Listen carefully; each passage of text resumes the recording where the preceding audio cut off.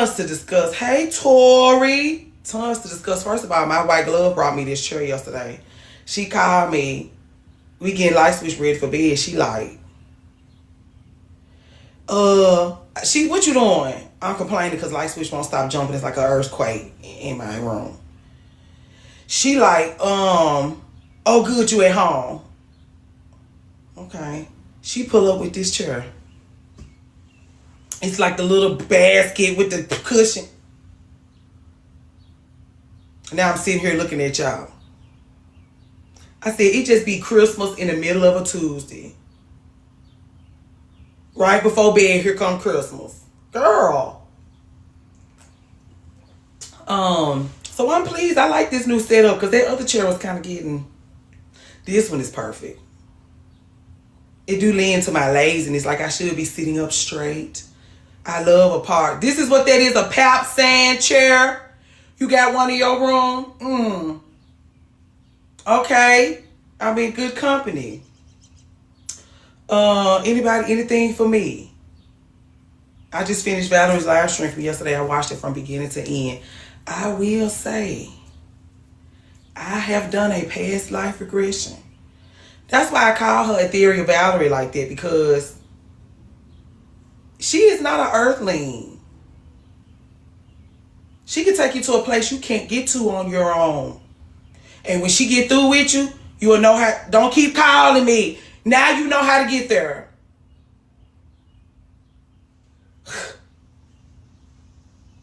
That past life regression ain't no joke. I was talking to Josh in the car about that inner child. He played his totally to the left. Every time I think about that, I want to cry. And it's like, I acknowledge him. Like even a little teenager that want to play video games. The 2 and 3-year-old that was shaped by his mama's inability to deal with a difficult child. And so he just perfect in every way. That's why I was like, y'all don't have to worry about me. Like Josh's trauma gonna keep him in line. And so like, it's all the ways he could go back in time. Good morning, let your light shine. All these ways he could go back in time. And he like, I know, Valerie. And it's like he right there. Like when he building little things with Sir, he creep out. When they go to the park, he creep out. But he's not allowed to be there. He don't acknowledge him. He just don't acknowledge him. And it's just really sad.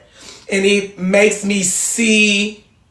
I think that's why I got so offended by that girl and how she was having that little situation with her daughter in the daycare parking lot. Because it was like,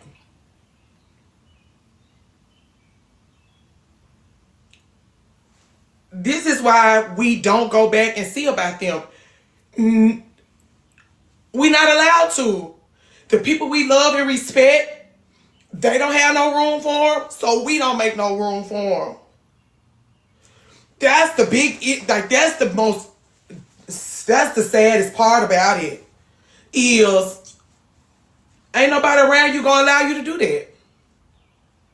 Ain't nobody around you gonna allow you to do that. And you ask for people's permission to see about yourself.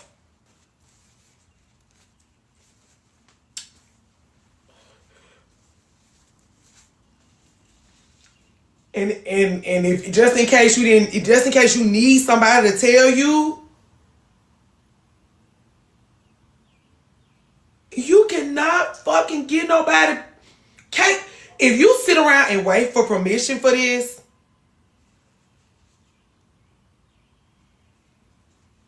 you ain't gonna make it. You ain't gonna make it. You ain't gonna make it. You ain't gonna make it. Y'all know I don't just be crying because I'm sad. I'm crying because the world is turning, girl. It's a universal. I'm crying for the womanhood, girl. This is not. I don't care nothing about this concealer, girl. The mug is going to mug with or without the concealer. The mug remains.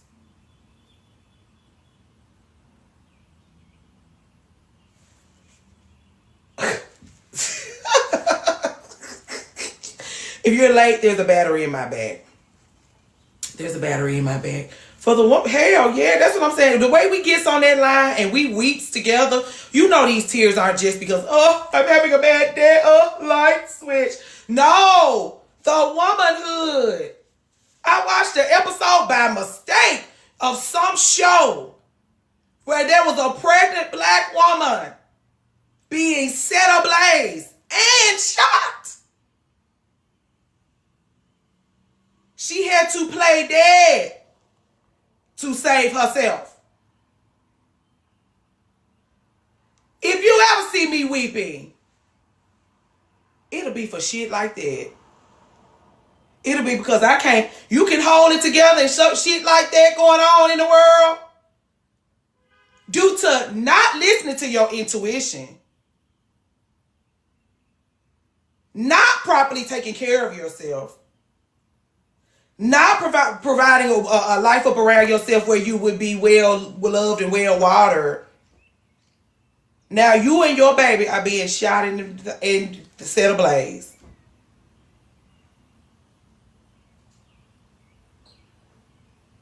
And it's because you just, the alarm bells going off, you act like you don't hear them. That's why I'm sitting here listening. I'm watching the little episode. I wrote down the red flag. Good morning, Jillian. Happy Pride. Hold on. I wrote the red flag. It was just, I said, dog, all these red flags. You could tell he had a girlfriend from the beginning. Anyway,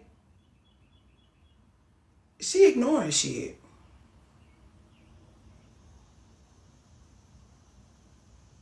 That's why I'm like, I'm mad at you. I'm laying here, you pregnant. I'm seeing you being set on fire. Because you ignoring shit? If you ever catch me weeping, it's because of shit like that.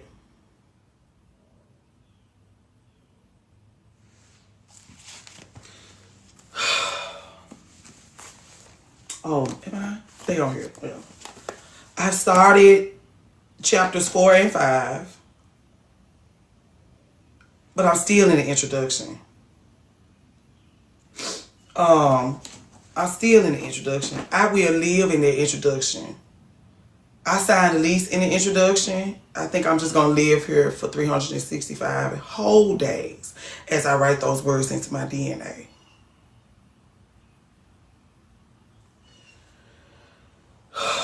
And if people have moved on to other books, I'm so happy for you. I don't know how you have room for anything else. I don't know how. The makeup judge is giving everything. Well, thank you. Okay, I can't be grinding and stuff. I can't be up here grinding because Sugar write me up. Hey, Robin. I'm being banged around. And I'm on day 3 of the 7-day devotional meditation thing. On Wednesdays, we wear pink. You know that. Just in case we have to be a mean bitch. They're not going to call my film Mean Girls. It'll be Mean Bitches. It'll be Mean Bitches. Everything pink. My friend was the hairstylist on the set of that video shoot. I realized I can only go into studies when I'm home and not flying around the world. Got it. That's a good reason, especially if you like to read. You got other shit. You can't always be being knocked between the washer and dryer. You may need to burst into tears or song or dance. You need to be in private quarters while you're taking these things in. This I understand. Oh yeah, but I'm on chapter 3 and 4. Y'all was like, I'm so excited to get into chapter 3 and 4. You was excited for me to get into chapters 3 and 4. Is it 4 and 5? It's 4 and 5. The introduction snatched me up more than chapters 4 and 5. And not because they not giving Reading our textbook has me crying too much. And you want to know something? It is a textbook because two things. Number one, girl, they got an index. She said, what you looking for? She said, what are you looking for? It's in here. It's a textbook. That's number, I don't even know what number we on. Also, I could tell you a myriad of stories about my, I'm finna get it right up, about my conversation with the legendary voice. All I want you to know is, in private, she talk this language. She speak like this.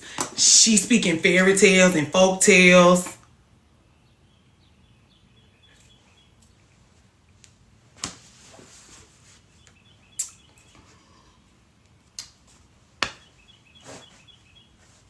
I said, you read this? She said, girl.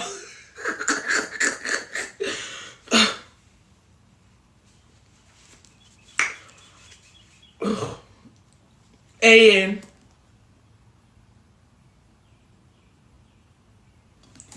it's because of this that she got sense enough and reached back for me and just give me some information about what I'm doing and where I'm going. And the climate, the all the stuff that this is what's going on here. This is what you have. This is what you're doing. These are the effects.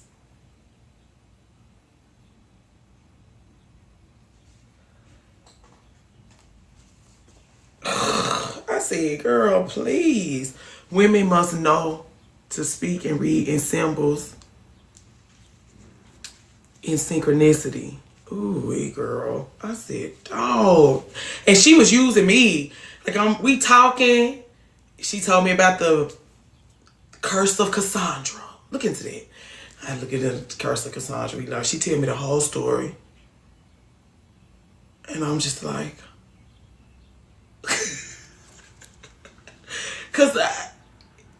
and congratulations, I love to see it. I'm still processing. It's gonna take me a long time to process that. And then wrote me. I always listen to the prescriptions, like when I talk to her, when I seek wise counsel, because they be trying not to tell you what they think you should do, but they slick think you should be doing shit. And so, like, she like, you need to get on Substack. Don't worry about nothing. Go on Substack. Figure it out. And I've been avoiding writing because my tool is dull.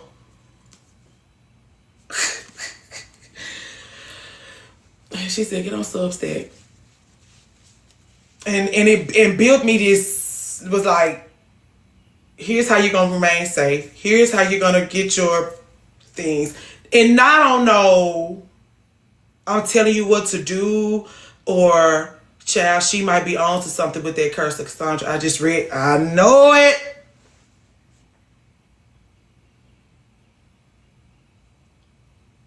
Like, the whole thing was like, that's why I was like, I got a battery in my back, because just her being her authentic self made me feel seen. Her thinking her authentic thoughts. You can go live on Substack as well. And they got a little podcast option. So I can still be on there rambling. But because I have put the writing thing on the back burner, and I knew it was back there. And she was like, you gotta get Substack. I'm not gonna wait around to see what you think. That's where you belong. Go over there.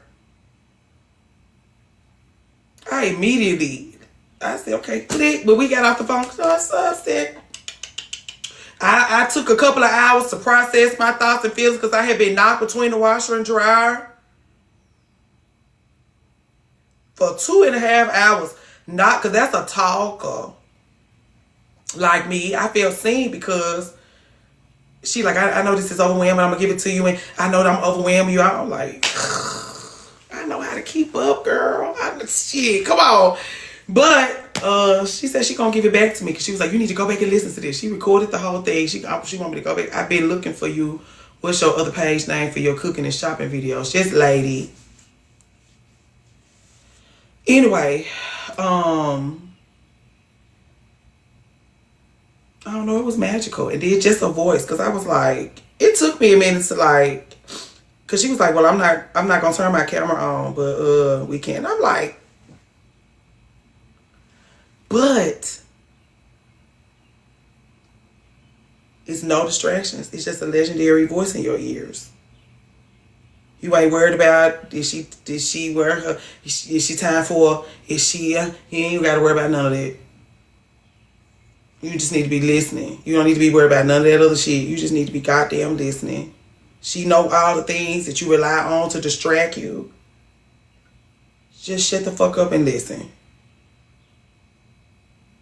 She know you like those bells and whistles and glitter and you can go other places and get those things. Shut the fuck up and listen. Ugh. A legendary voice. I say, ma'am, cheers to you. We sharpening our tools. Yes. You ain't got to see me. Just hear me.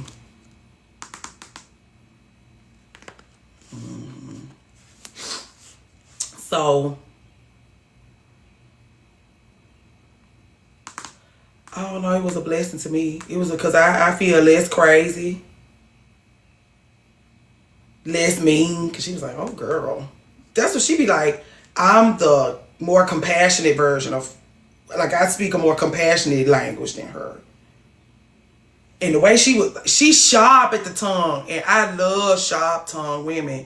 Like, that's why I be like, I'm on this internet being sweet. I am a sharp tongue woman. My folks on Patreon, they know that they have to be like, oh, she on her period. Oh, I am a sharp tongue woman. And knowing that you can speak, hearing her as a sharp tongue woman, have a good day. And she's still delivering messages with love and care and warmth. Like, she can still get her point across. She don't need you to pour sugar. You don't need her to pour sugar all over it. You get it like you get it. And if it take you a couple of days to work it in, fine. But saying such sharp, like being so sharp at the tongue has put her life in danger. Because instead of getting the fuck away from her, if it's too much, it's too hard to hear, it's too much to digest, you make it her problem that it's too much for you to digest. And that's why she's just a voice.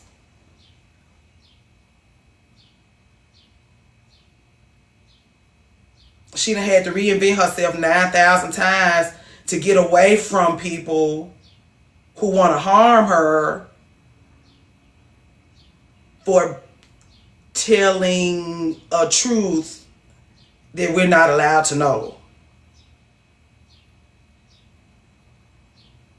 And I didn't realize, like, me just being able to jump up here and be like, don't get married. I did not realize that somebody had to blaze the trail for me to be able to say these things out loud on the internet without having to get a new life afterwards or don't have a baby. Now, I say don't have a baby. She gonna tell you to shove an IUD up your ass. She has helped shape my life so much. That's what I'm saying. Like, all of the people that I've encountered, like, who we've come across our desks together, they all say that. But it's like, she had to go through a lot to be able to say this type of shit out in your late teens. The best time to find. How old are you now? Anyway. Oh, 27. How are you handling 27 after being under her tutelage since your teens? What do you got going on? Because are you just listening, or are you listening and applying? Do you use her holy word as theory, and then you work on your embodiment when you get off the internet? Like, is your life the practical to the theory that you're getting from her? If not, you're wasting everyone's time. Good morning, it's her universe.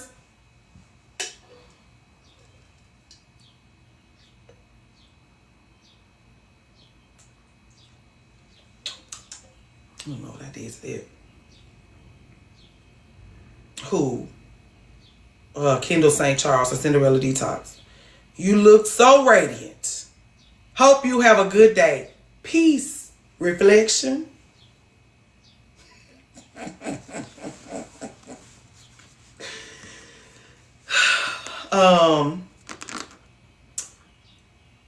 Anyway. But I got a battery in my bag because she was like, you don't have to cut as much slack as you do, girl. I said, oh, is that so? She said, you don't have to pour all of that shit in sugar the way you do. I said, oh, no. Right. You can come through the door and tell it like a T.I. is fresh out the pack. They're tougher than they think. They can handle it. And if they can't, they'll perish. That won't be your problem. That won't be your doing or undoing. Anyway, it was incredible. It was incredible. It was incredible. It was magical. That was the type of shit that made me feel like I might be special. Cause that sought me out. Like, I need to holler at you about this. My rawness this week. I feel like I was special. Cause that and it's hard to say wonderful things about people without people thinking you pedestalize them. I respect her as an elder in this thing. I noticed the trail she has blazed. I'm thankful. Because these are the things I like to talk about. Even when it was in a beauty shop. These are the things I like to discuss. And it annoys me to sit up and listen to women discuss things that don't mean shit. And we got business to tend to. Plenty business to tend to.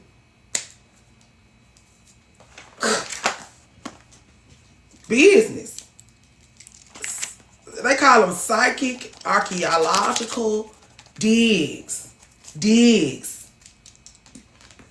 Women Who Run with the Wolves by Dr. Clarissa Pinkola Estes. Speaking of, I had to look in her eye. I had to get a glimpse. And see, she's one of those girls that keeps it out of the way. She keeps it out of the way. I said, but I have to gaze upon your... I need to see what's going on, girl.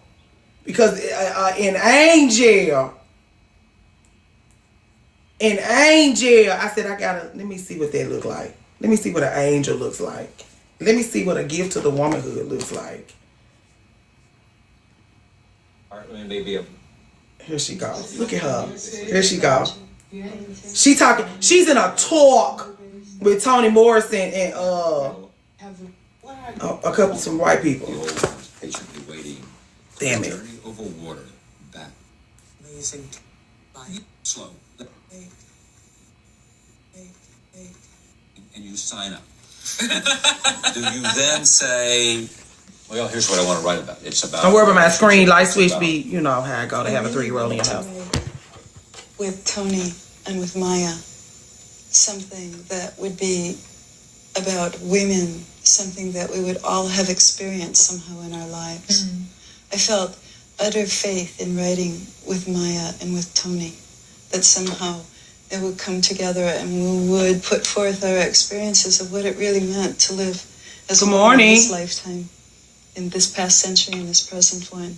Something that would be in the realm of what we call in Spanish el duende, which is a universal experience that each person can understand easily because everyone has had a portion of it in some way. And when I looked at Jessie, frankly, I looked at her body. Anyway, that's the singer dancer lady that's supposed to be performing the little thing they put together. But I said, she looks like a brilliant woman to me. Looks like a lady who will set the captives free to me. My curiosity got the best of me. I had to see that.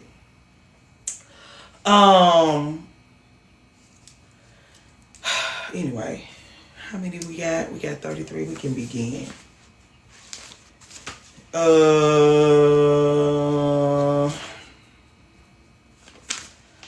don't know how to.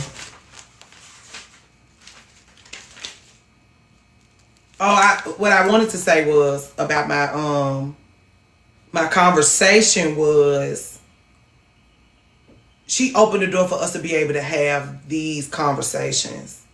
And how easy it was, those of us who came through this door all at the same time, where it was like we in the comments, we get tired of being in the comments, just go live so we can talk about this, and then we start going live and we start talking about shit. How easy it was. How all our moderators got to do is move me, that be sitting in here inconspicuously in and out. Ain't nobody showing up on my porch, ain't nobody sending anthrax to my mailbox. We can speak freely about these things. And there's so many of us now speaking freely about these things. Whether they're paraphrasing something they heard and they don't know what they talking about. They just paraphrasing some shit they heard. Don't know nothing about what they sitting up here talking about. Just paraphrasing some shit they heard somebody else say. Oh, okay. Or they actually know what the fuck they talking about.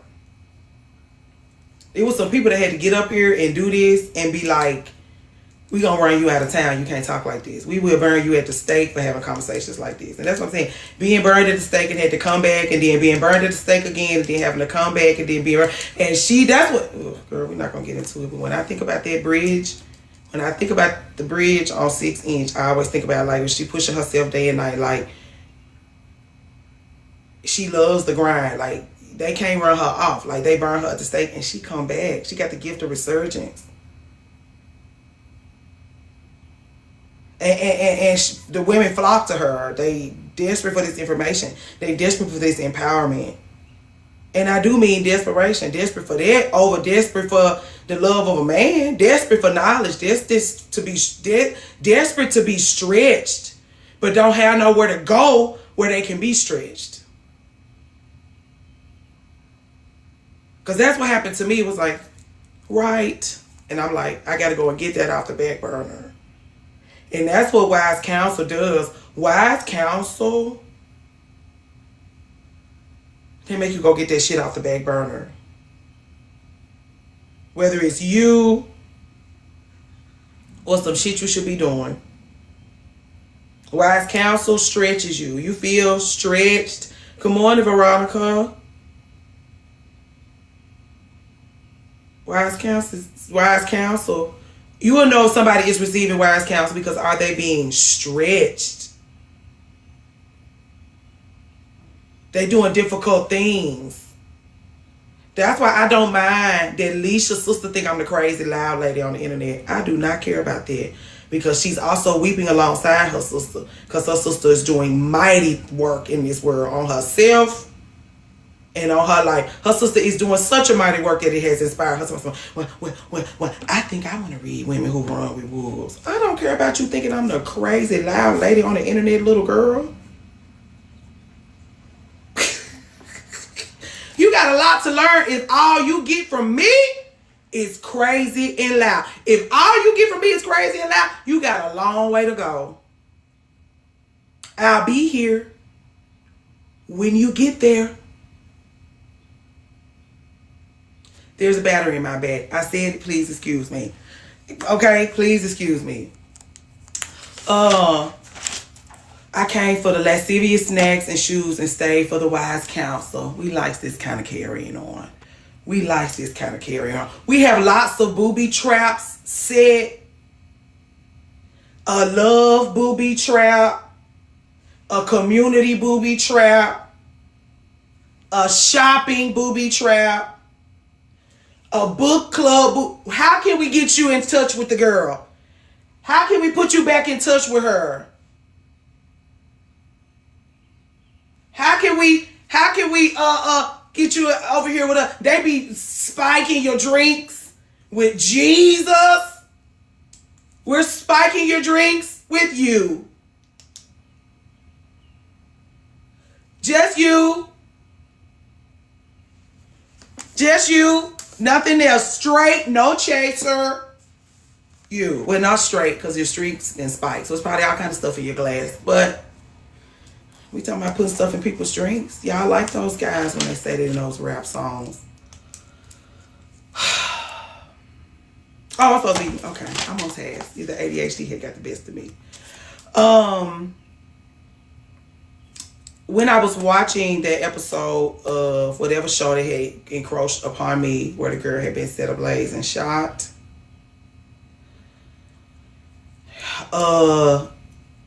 when you said see about this girl, I immediately started to cry and get my work done. Thank you. Because here's the thing. Okay, we're going to use this comment to begin the conversation that I wanted to have today about self-neglect and how it spills out all over everything and stains everything. That key that's bleeding,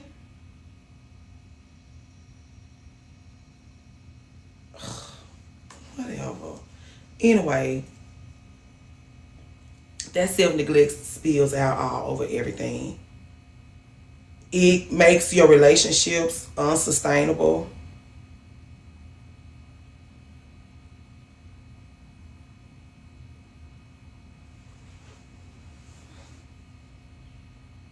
Ethereal Valerie.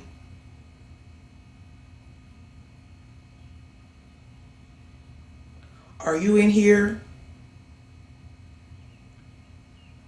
Dang, this is the live I need to be on, and I got a meeting. It'll be on YouTube. Okay. Self-neglect, Ethereal Valerie. How does it affect our relationships, Ethereal Valerie? What is it? What is it? Master teacher. Okay. Okay.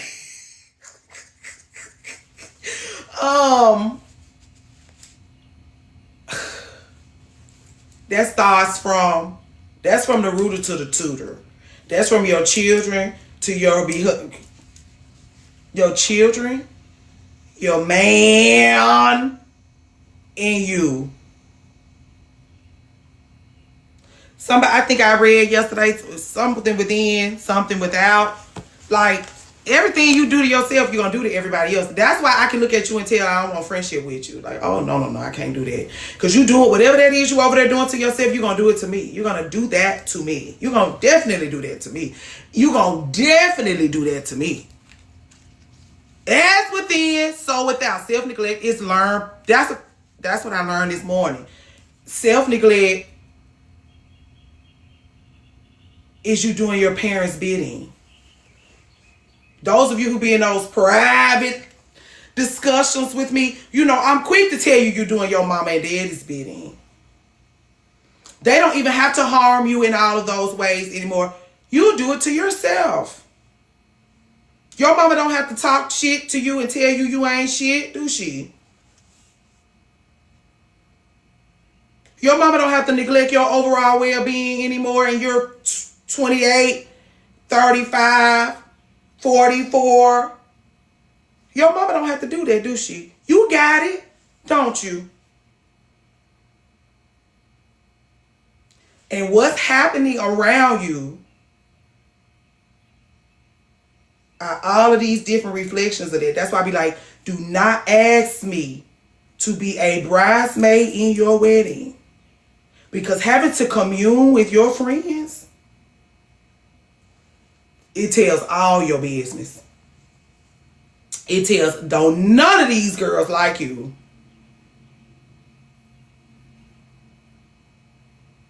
How you friends with all of these girls that don't like you? As within, so without.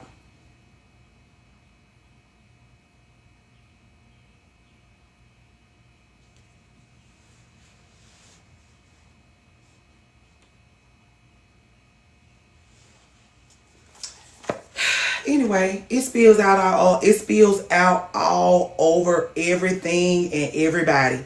It spills out all over everything and everybody. If you self-neglect, you will find others to neglect you too. Because that is where you feel at home. Your parents built a safe and loving castle for you, full of self-neglect. That is what you know. That's all you know. That's it. When we go out into the world, we look for things that look familiar. We're terrified of things that look different.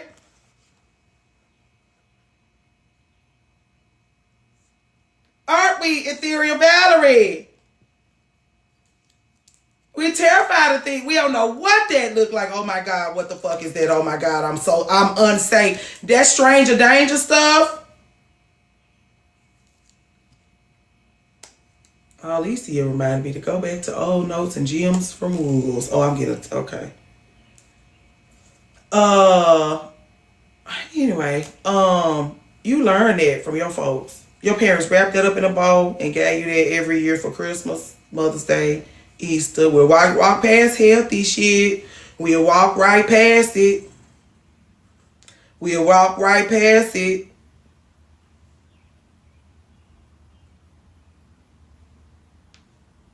Or reject it.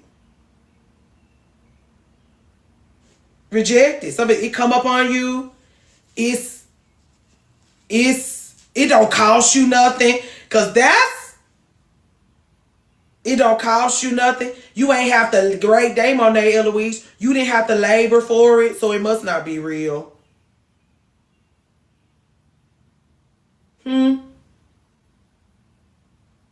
I didn't have to get knocked between the washer and dryer for it. I didn't have to overextend for it. I didn't have to lie to myself for it. It must not be real.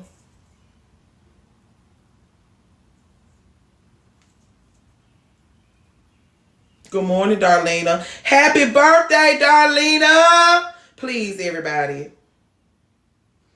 Please, girl, in the middle of a sentence. Please wish Darlena in every way you can. She like liquor. She like flowers. What else? But Darlena, give Darlena a happy birthday in one way or another, please. Please, please. Let me do it too. I don't remember how. Comment.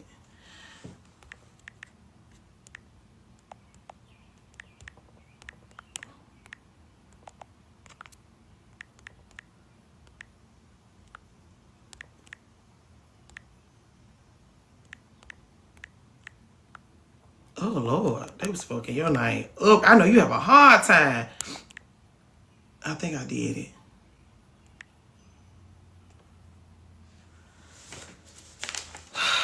Did I spell it right? First of all, Darlena is a pretty name. Now that I got it sitting up here looking, Darlena is a beautiful name. Like, as a little girl, not Darlene. That is such a pretty name.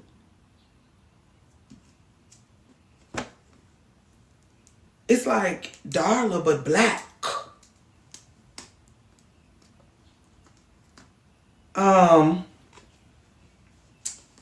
Did you do anything fabulous for your birthday?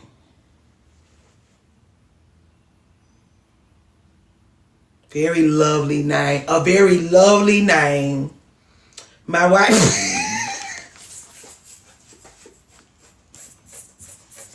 That's I only read 2 words. I only read 2 words. And I'm out.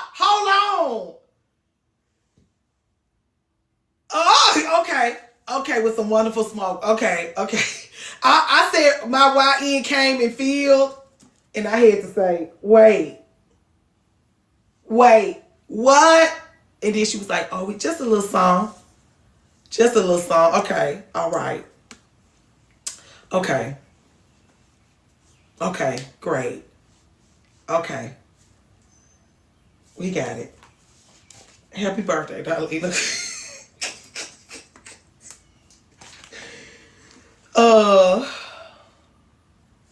Also, yeah, the self-neglect is doing the parent, and Merry Christmas. You self-neglecting, you doing your mama's bidding. And I was listening to Valerie's live stream from yesterday. And I think the reason why a lot of us, when I always be like, take your cell phone, take your cell phone, take your cell phone, I think the reason why we are so afraid to take ourselves on is because we know we need a lot. And the reason why we don't ask for what we want is because we think, like, even those little bitty micro things that we need, that we scared to say we need because we don't want people to feel overwhelmed by us, which we overwhelm each other no matter what. You just need, that's just part of it. You hold space for yourself. Thank you for sharing these messages. Best wishes to you. Best wishes to peace reflections. What was we talking about? This is why people be like, say your questions and comments to the end. Because how I get all off.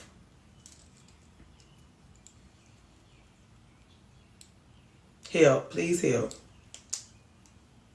SOS.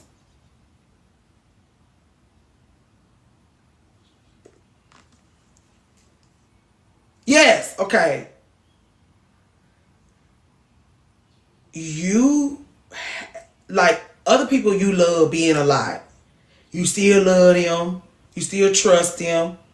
You still want to be in community with them. That's the part of it that makes it okay for you. Like, you supposed to be, if your relationships ain't full of resentment and fuck shit, people should be able to be fully themselves, reveal their shadows to you, all of these things, and they not knock you around so much. Because you also, like, you get on people's fucking nerves too. You a lot too. Like, I know she want me to call her on her birthday before lunchtime.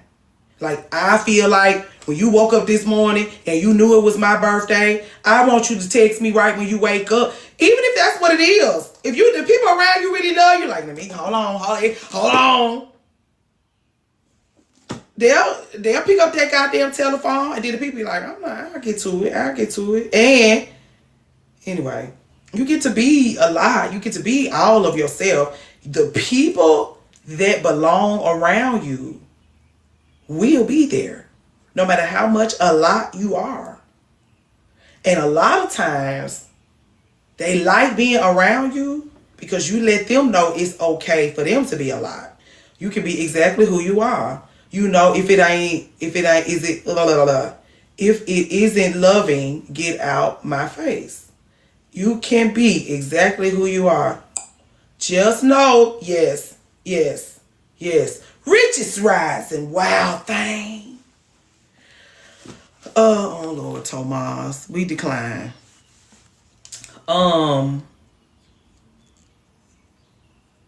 This is why taking care of yourself, loving yourself, liking yourself is important, because the more you take care of yourself, the more you will find what you need. But also, you may find that even Valerie was talking about that. Like, even Valerie been hula hooping and grounding and swimming, and sun up, you done a peace reflection.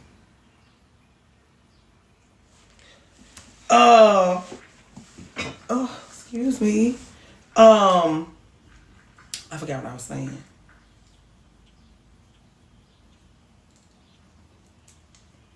Please help.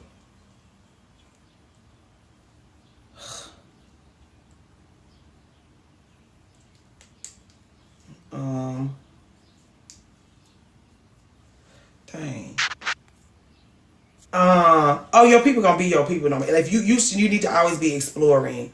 Valerie hula hooping. Valerie hula hoops, swim, meditate, do guided meditation. So she always in a very state, and it still ain't enough. She still be somewhere fighting like stray cats in the street from time to time.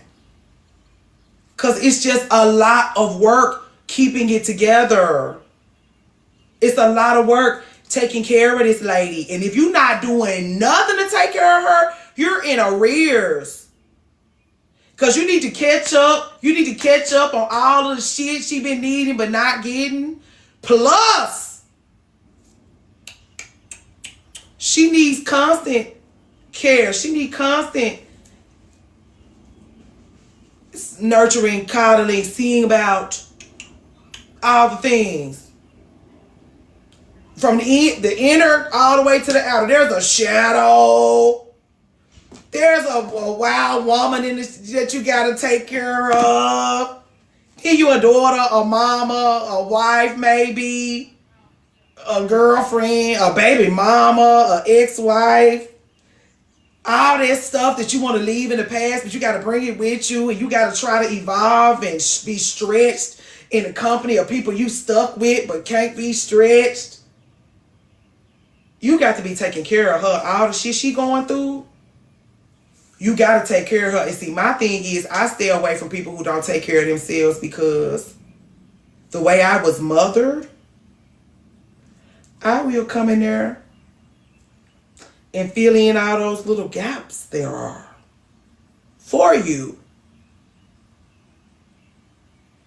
And then you will resent me.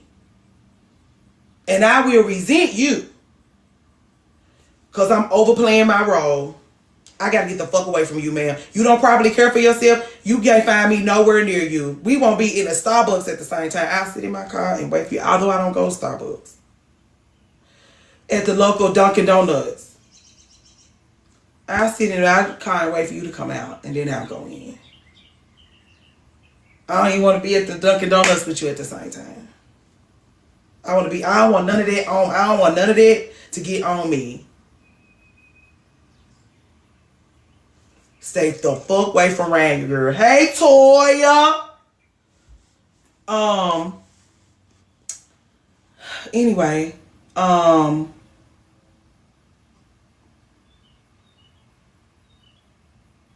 self-neglect spills out all over everything.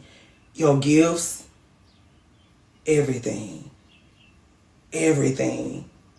This is why they be like, your demons will raise your children. Your demons. Self-neglect is just in case you want to tie in what you got from the preacher with what you get from me. Those demons, self-neglect, self-abandonment, avoidance, people-pleasing.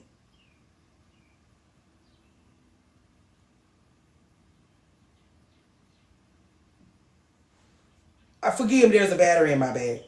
Forgive me. There is a battery in my bag. There is a battery in my bag.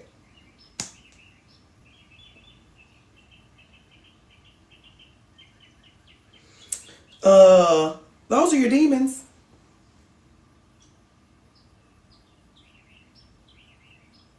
I'm just being an asshole. I'm not actually fucking apologizing.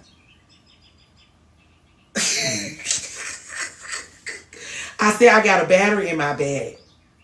I'm acting brand new because there's a battery in my bag.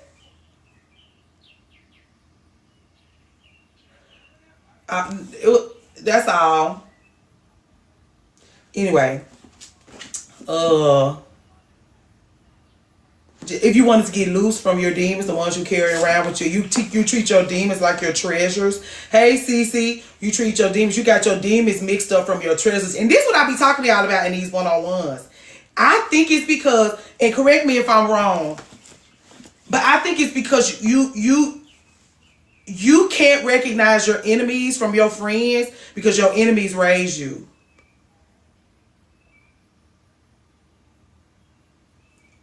Your enemies, you got the same last name as them. They kept a roof over your head growing up. So like when you go off into the world and you start to connect with people,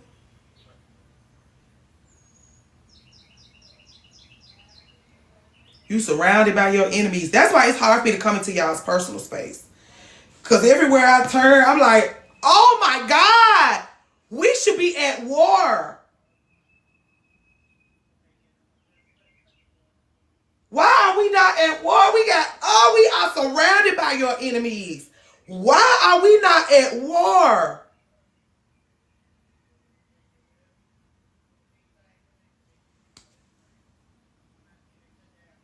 And you're like, that's my mom. Bitch, your what? That's my best friend. Your best friend? And you want to know why I be crying so much? You said your best friend.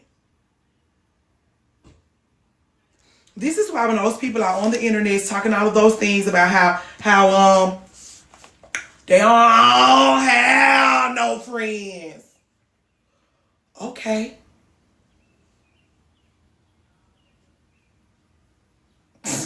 You telling your business.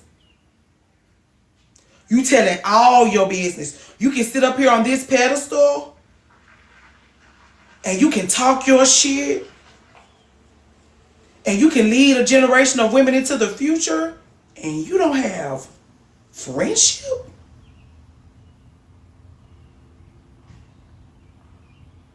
You want to know why?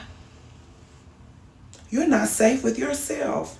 I'm going to always be able to trust myself to make the connections. Because she likes me. She likes me. Wise counsel seeks her. I'm not worried about this girl. Every connection I make, I can feel good about it. And I even recognize that I allow myself, I literally call my friend's mom Cruella. Is that a good thing or a bad thing? That's because it depends on who you ask. Cruella could be a good thing because she well dressed and she don't believe in marriage and patriarchy. But she kills dogs to make her clothes. But you can't be mad about that. She looks great. Is that a bad thing? Your Cruella? Cruella's just mean lady. Anyway. It's gonna always be easy. This is why the audits are so valuable. And I'm still fine-tuning the audits when I feel comfortable with sharing them with the world. I'll package it up for you like the people would ask me to, so you can have access to it. But the reason why those audits go so hard is because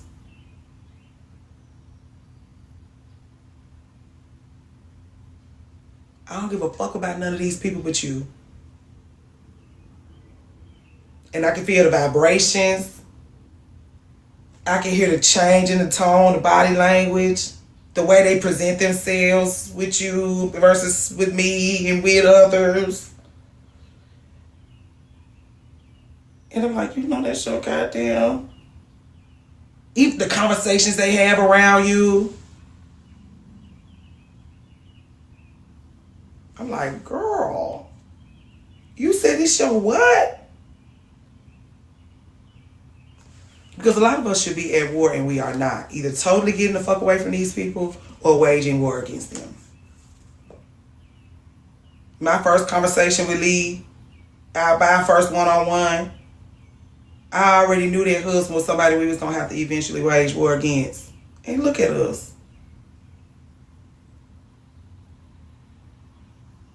At war.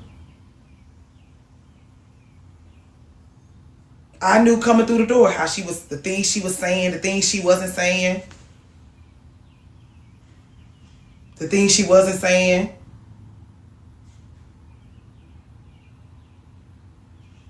But she's so sweet. We had to get untangled from that mama first.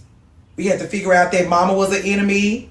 We had to have some tough conversations. I stopped talking to her about her marriage and started talking to her about her mama. You look peace. Reflection.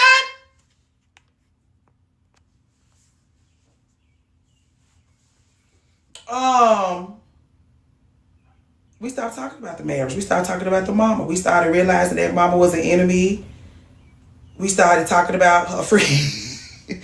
We started talking about her friend. She started trying to use what she was learning from us to take care of her friends, to enrich her friendships, and was being abused and knocked around and exploited. It's like, I already told you that's not a friend. I already told you this. How do you do it from an elderly, sickly mom in the home, though? Now, I always recommend getting away from that mama before she get too old. You know she's somebody. Our Dr. Estes would tell us that we know when things should die. She said we know when things should die. She said innately we know when things should die. Now, are we not listening to ourselves? Maybe. But we do know when things should die. Why I made a good choice removing her from my life. You got to do that while she still got youth in her body, Jillian. You got to do that while she still got youth in her body, or you going to feel like she's entitled to your labor. Like, if I jump up and leave her right now, it'll be because if I jump up and leave my sickly mama now, it'll be because she's sick. And let's do it like that. Like, as much shit as you done took me through, as emotionally exhausted as I am for maintaining this relationship with you, you cannot get sick. I don't have much left for you. I don't have much left for you. You cannot get sick. You done ran me into the goddamn ground. You can't get sick. This is why I'm telling you today. Make the decision if you need to make it before she get old and raggedy, because she need to know now that she need to find somebody else to labor her when she gets sick. Labor for her when she gets sickly, because you don't have enough left for her to get sick. Do you need somebody to tell you that, Jillian? That you don't have enough left. If she fall down and break her hip, and now you gotta, and all those people that she performs love, kindness, and community to, gonna be like, Jillian, your mom fell. Jillian, the people she take out to eat, the people who do that superficial ass Mother's Day shit with her in your absence. Jillian, your mom fell. That's why I said block everybody. So they know they got to start from scratch, because they think they can rely on your labor. They're going to take from her. You know how people do her. They're going to take from her. And when she's left, when all she's left is a skeleton. Jillian, your mom fell.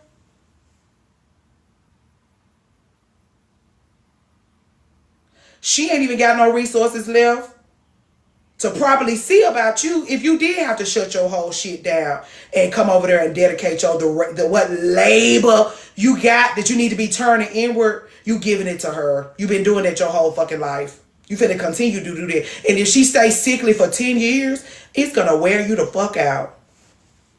You're gonna lose everything. You gonna let her rob you blind because of your guilt?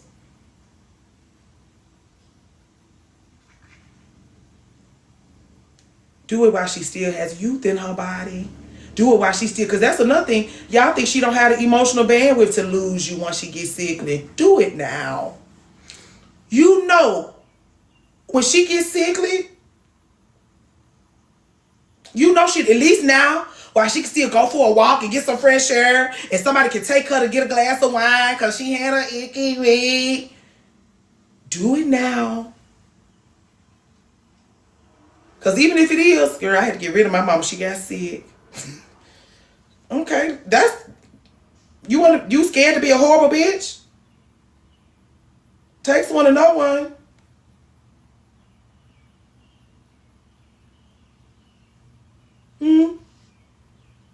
My daughter's a horrible bitch. She abandoned me.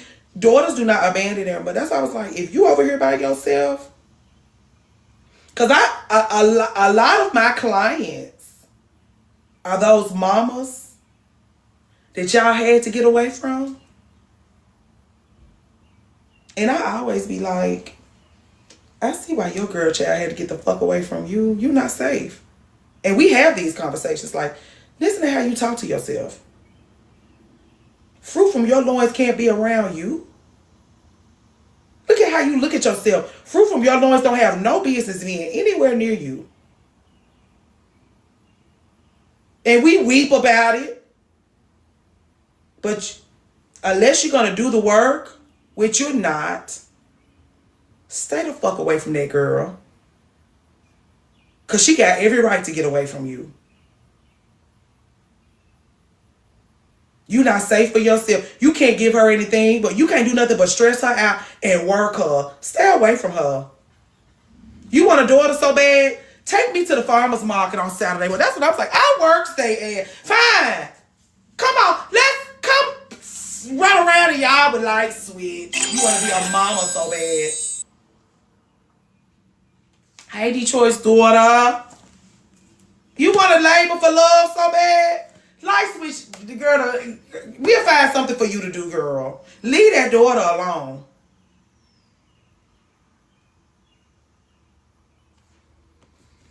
And so, but they don't. Because they ain't nobody held space for them, they feel entitled to not holding none for you. Nobody. Well, nobody. And it's like, that's how you wanna build another world up around another person who don't have nobody like this. I got away, then the sick pulled me in. She said she adopted me to have someone to love her. That is a very popular reason why women, light switch, I have on cat raggedy. A lot of women adopt for these reasons, especially like women have babies. I had a little mishap outside of Josh's daycare yesterday. Where it wasn't my mishap, but the things I be seeing around me is the reason why I come on the internet and be like, stop having babies. Because I can look at you and tell you self-abandoned. I can look at your presentation, the way you walked up that hill, the way you signed your child. You ain't got no business with no baby. You definitely ain't got no business with two. Because you got 3 children in your house. If you have 2 children, there are 3 children in your house. I told my mother years ago that I was not doing any hands-on caregiving. That's why I said, send somebody around there. I'll be on the phone with Medicare, Medicaid from a distance. Never bothering to love yourself but forcing a child into a life where they have to love you is harmful. Because it reverses the natural order of care. If you walk through the door caring for your mama, nobody has 30 years of bandwidth for a job they never applied for. That's why I be like, if you give your mama anything past 18, everything you gave your mama, peace, reflection. Also,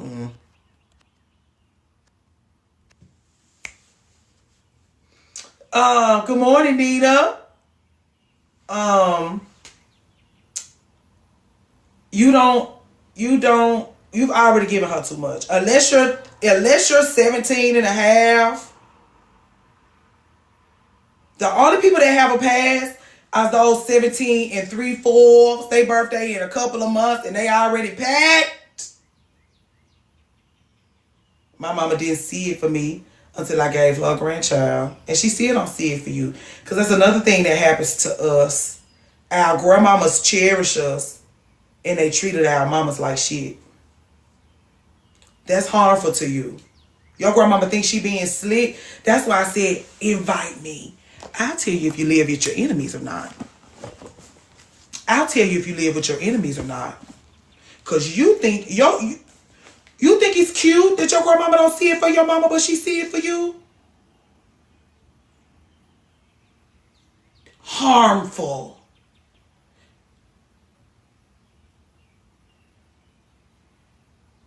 You're doing that against your daughter. You doing that to make your daughter feel crazy. Again, I used to call these bitches hell. I know what I'm looking at.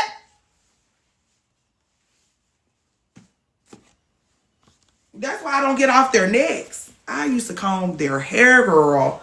You're not slick. You're not slick. That's not a gift to your granddaughter that you're nice to her, but you're mean to her mom. And you don't think your granddaughter notices that you treat her mama different than you treat her? Fair. We, peace queen. Yeah. We'll get master teacher. Legendary. That's how it's supposed to go. That's how it's supposed to go. Treat all of us like shit. Because that brings us together. That creates togetherness. But driving a wedge between us, using superficial shit,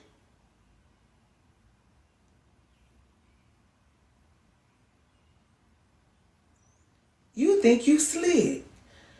That's why I be like, you be surrounded by your enemy. Oh, my grandma. Fuck your grandma, girl, the way she playing games with you and your mama. My grandma, girl, dress the table with that channel and shut the fuck up about her.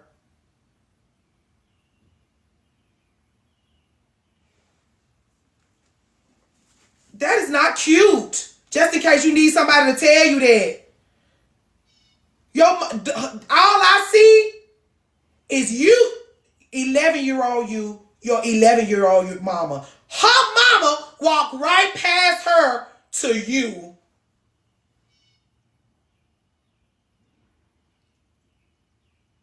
Fruit from her loins, a mind fuck.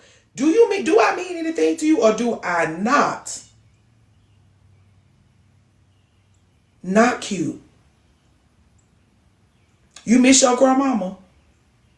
Go into her shadow and see if you can open your eyes in the darkness. You'll let us know if you really love her or you just drunk off her coddling, the coddling that she didn't give your mama. That's what I'm like. If your mama is girl, fuck your grandma. Light a candle of incense and tell her I'm sorry. Put an extra piece of cornbread down there for me, girl. You cannot disregard your child and see about another.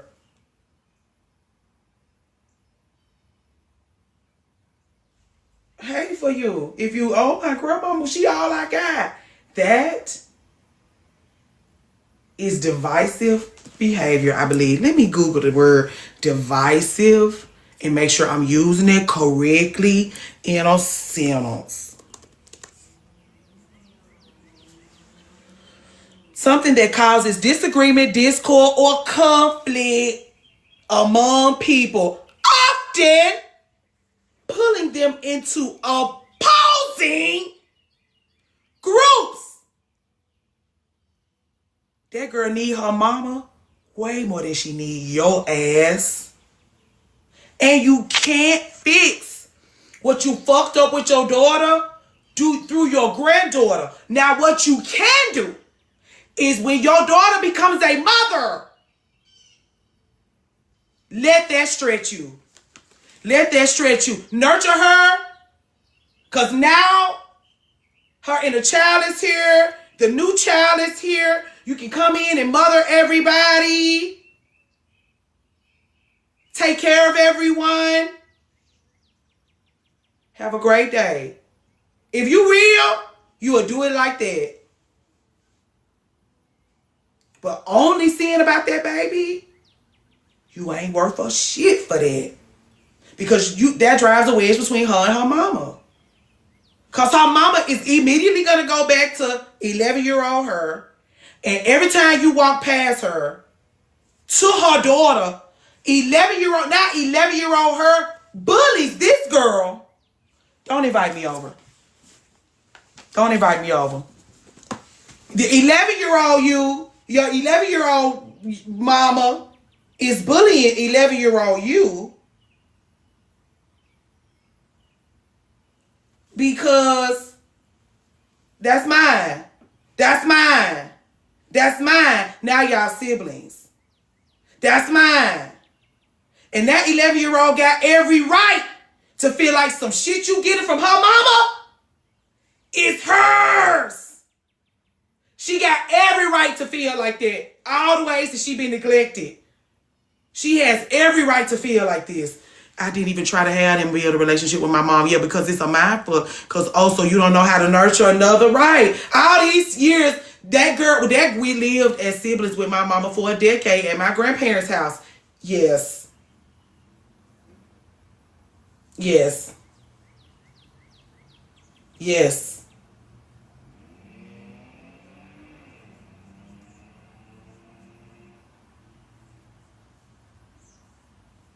You got to be careful with that, because if you and your parents ever had to be siblings for a time in your life,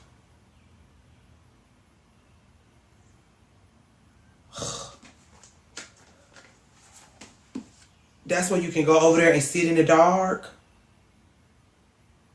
and figure out how to open your eyes.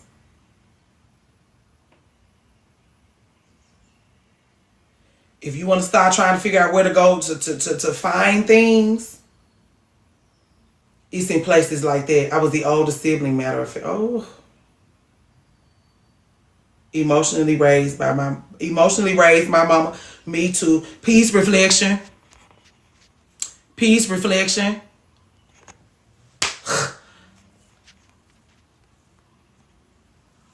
That's what causes enmeshment.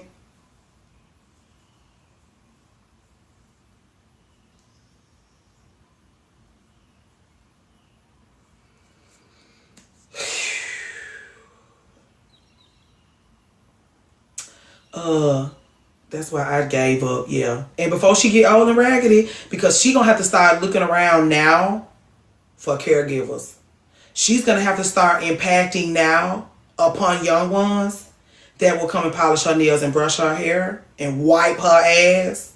Or she gonna have to get her weight up. Cause she gonna need, if you gonna need, so that's why I be like, my daddy eat too much pork for him to go, he gonna need an ass wiper in his old age. You eat too much pork to be a shit father.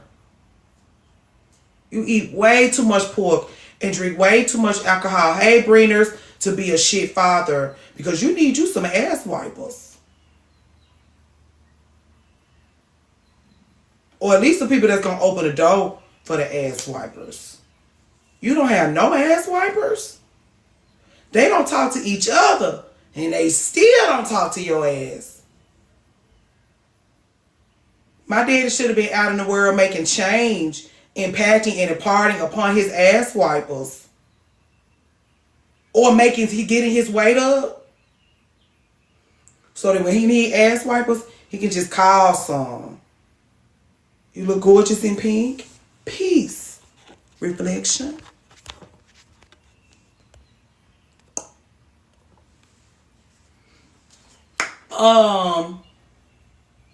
Anyway.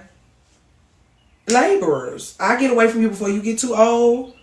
My mama, that's when my mama had a bunch of young ones around her that would go to her house and water her plants and do little things for her, be her little minions. Because I had already started clocking out like, you got me doing too much shit. Hey, Deza. Hey, Mimi. You got me working too hard. You got me working. When I got married, I was like, oh, girl, I didn't realize you been asking me for too much all this time. You asking me for too much. And I started taking myself back. Like, I'm not doing that. No. No. And the way I started getting stretched is by when she would do passive aggressive shit because she didn't like me taking one of my graham crackers back. I would note that. Click. Got it. Because I'm studying you. That's your problem.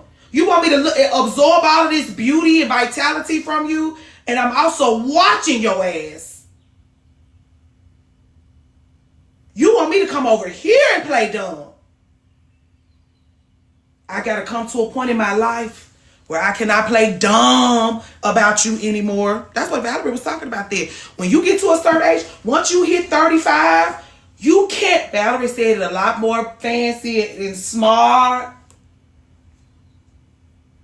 But Valerie basically said, once you get past 35, you can't play dumb anymore. And since you're already, that's why I be like, go ahead and do it now. Because since you already 35 and you already can't play dumb no more and your rage is still hot and fresh and new, just start severing the heads because you mad anyway. You can't afford to play dumb at 32. You're early. Go ahead. While she's still young and energetic, go ahead. Because she's never going to learn. Valerie talks about, it's 33 of us in here. Put a red rose in the chat if you're the family scapegoat. Let me see how many sisters I really got. If you're the family scapegoat, give us a red rose in the chat.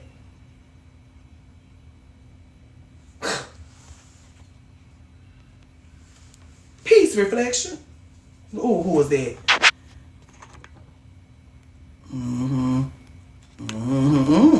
Full of scapegoats. A chat full of goddamn scapegoats, girl.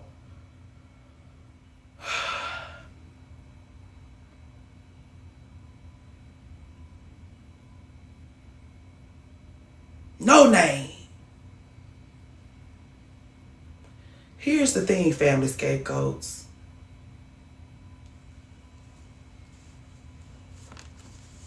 The reason why you know you can't take yourself back from these people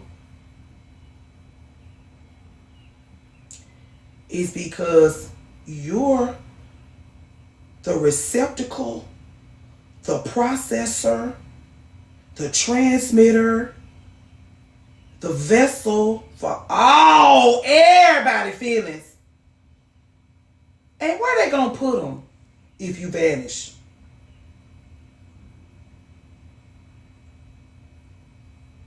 Who they gonna use to process their shit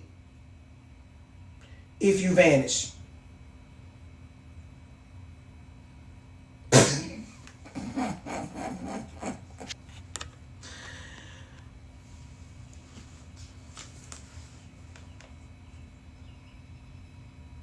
You can't take yourself back because you're working too hard.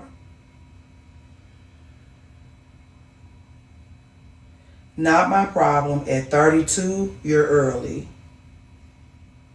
Not my problem. At 32, you're early. And cheers to you.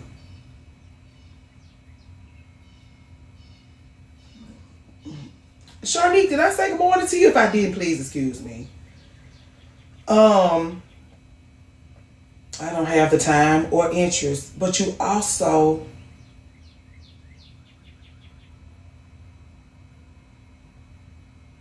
you want to keep your goodness. You don't like what staying over there does to you. You don't like the you that you have to be when you over there. This is why it's important to get the fuck on. Because you have to like yourself. You don't have a choice. You eat with this person. You sleep with this person. You choose their friends. You choose their partners. You parent their children. You pick out their clothes. You share their gifts. And if you don't like them, you're not sharing their gifts. You're prostituting them. Removing access preserves your purity. Master teacher. What do they call it? Master teacher. Sorry. I lost my pen. Oh, here it is.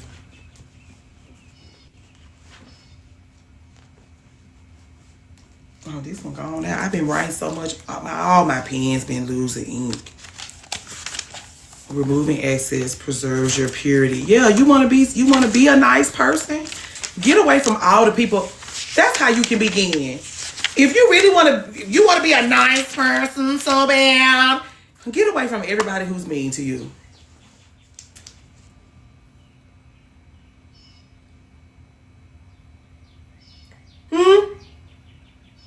You don't want no hate in your heart. You don't want no resentment creeping up. Get away from everybody that's mean to you. Get away from everybody that make you labor for their love. Because now that you done set the price, this is how much it costs you to be in their life. Even with that mama. Like your mama charge you a lot. Your mama charges you a lot. When I think about how my mama charged me,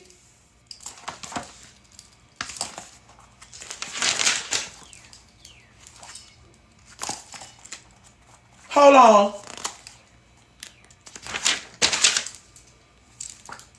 My mama was charging me. Charging me.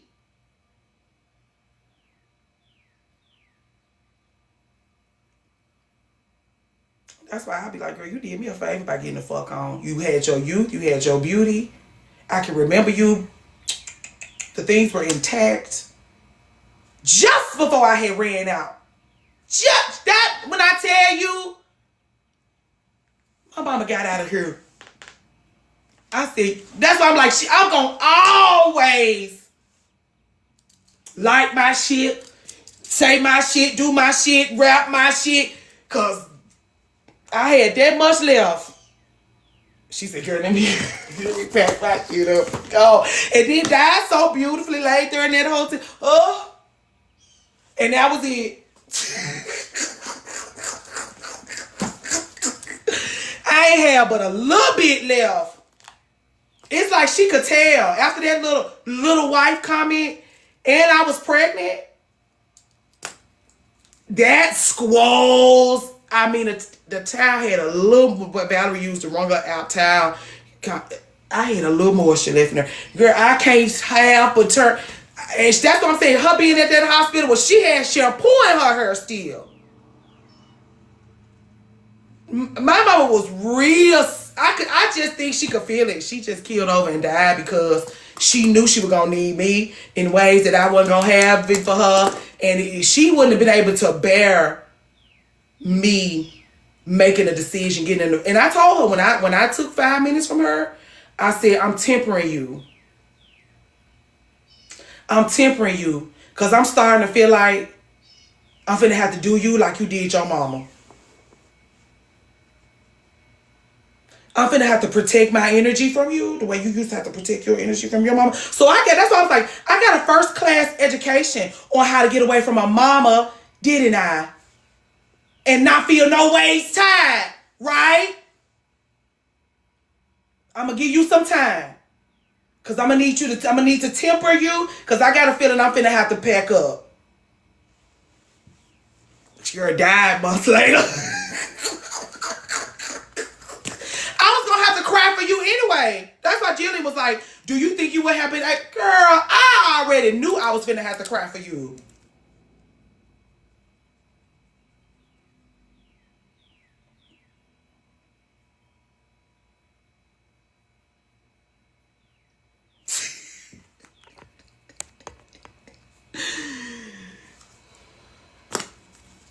And you were gonna be popping up on my job, sending shit.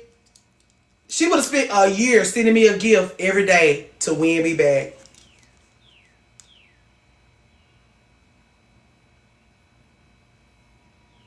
Just to come back over here and still charge me, work me. Girl, that's what I was like. That was the best look. When my mom, her exit was stunning. Stunning exit. She'll always shine bright for me, the brightest star in the sky. Because her timing.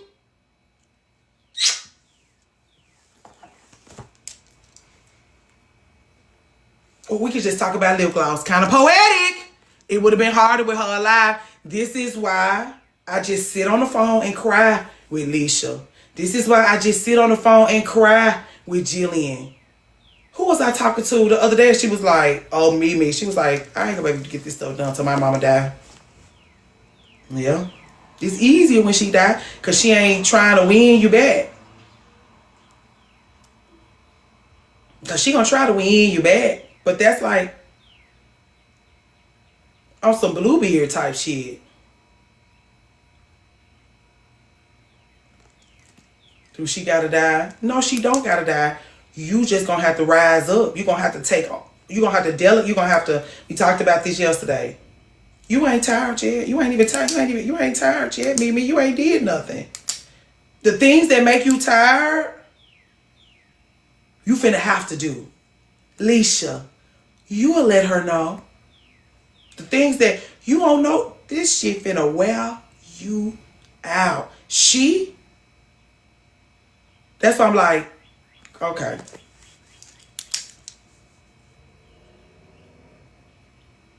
I didn't say it was going to be easy. Would it be necessary? Would you be going inward and sitting next to yourself and saying, I'm going to bring you out of this burning building.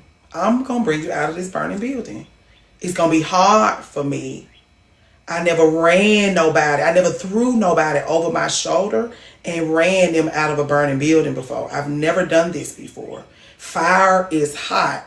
You will feel the flicker of the flames against your skin. The little girl, the girl that got set on fire in the little episode that creeped up on me yesterday, she said, just so you know what it's like to be bringing somebody out of a fire, she said, no, hold on. Crackling of the skin from the burning. Crackling of the skin. You will feel that. The smell of her burning hair.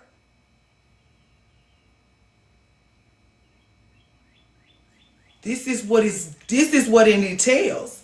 Running yourself out of a burning building. But even me, my mama dying. That's what I'm saying, Mimi. Grieving her. It's gonna kill you. Like you're gonna have to, if you don't have to get, you're gonna have to, you will need your gift of resurgence to come back from whatever way you're gonna need to get rid of her ass. Because you think her dying is gonna make it easy on you. Avoidance.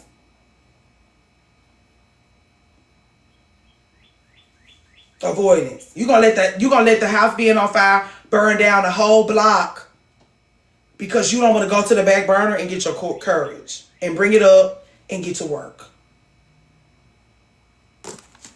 The smell of her burning hair. I know I needed a no contact because she's so invasive, very invasive. They always are.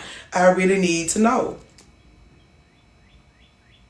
I really need to know. That's a hard one. What happens if a child involved and your mama is a support system for said child?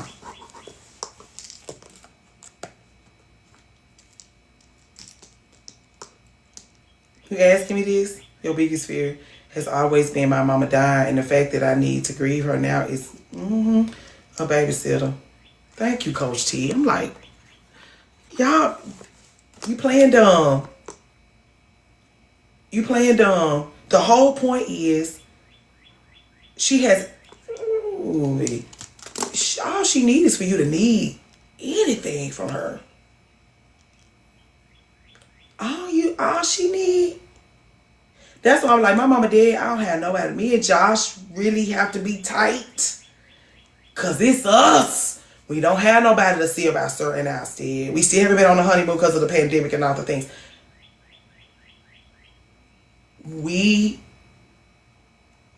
It's 3. It's not 2. It's never 2. The only time it's 2 is we ride. The only time we get together besides sleeping is in the car on the way to pick him up from school. We have to pick him up that's all we get. If my mama was here, she'll be making it so much easier for me to hold on to my marriage. She would make it so easy for me and Josh to spend time together. Hell, she would all expense paid vacations, and I'm going to take care of your child. I'm going to get him for a week before you leave. I'm going to keep him a week when you get back. I'm going to pay for the trip. This is the kind of mama I had.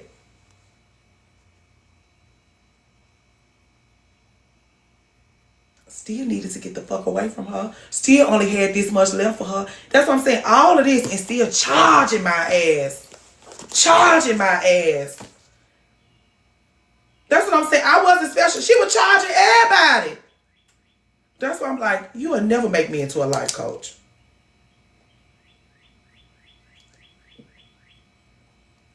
A bad bitch now. Took me all 20 days. The rest of the house, I took 1 day. 20 days to break down that closet. It's hard for me to give that. It would be hard for you to give that up.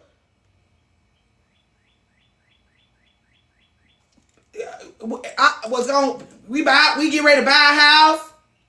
She gonna get a $10,000 for the down payment. She glad to. And I ain't gonna never talk about the $10,000 again. One of them, she don't give a fuck about that little shit. Just one of these mamas. She had to die.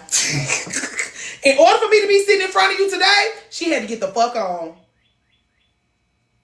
Because even all of that was charging my ass.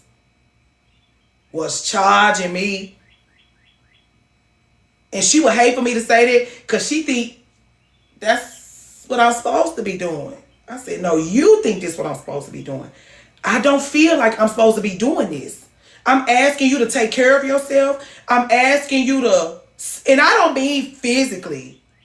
I mean internally. Like, I'm asking, like I can tell this little girl is neglected, and the only reason why this girl receives care is because of me.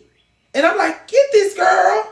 No, get that girl. Oh, get her. And because it's driving you crazy to take this girl on, I feel sorry for the girl. Because it's stressing you out to take her on. That's the only reason why I'm still over here. I never had anything like that from both parents. Lord, girl.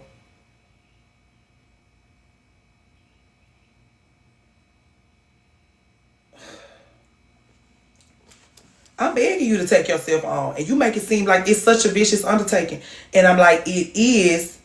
But you're putting it on me. That's why we like, you ever see her Facebook? It's like, my daughter, your favorite life coach's favorite life coach, hairstylist, personal chef, therapist, best friend. I'm charging me. Charging me. And she think that she doing that to me.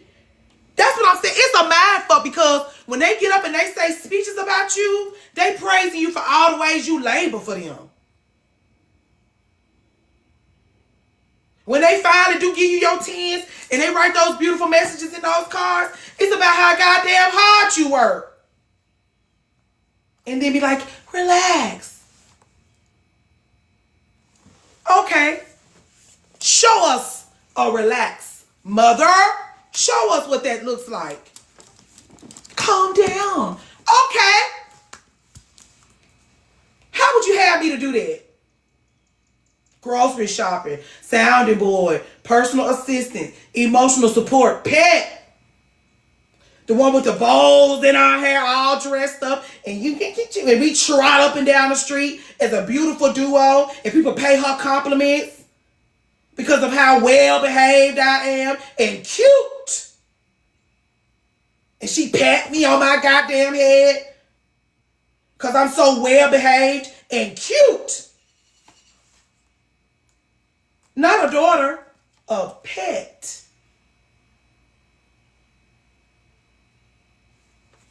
Anyway, I said all these things to say, I know I got some sisters in here.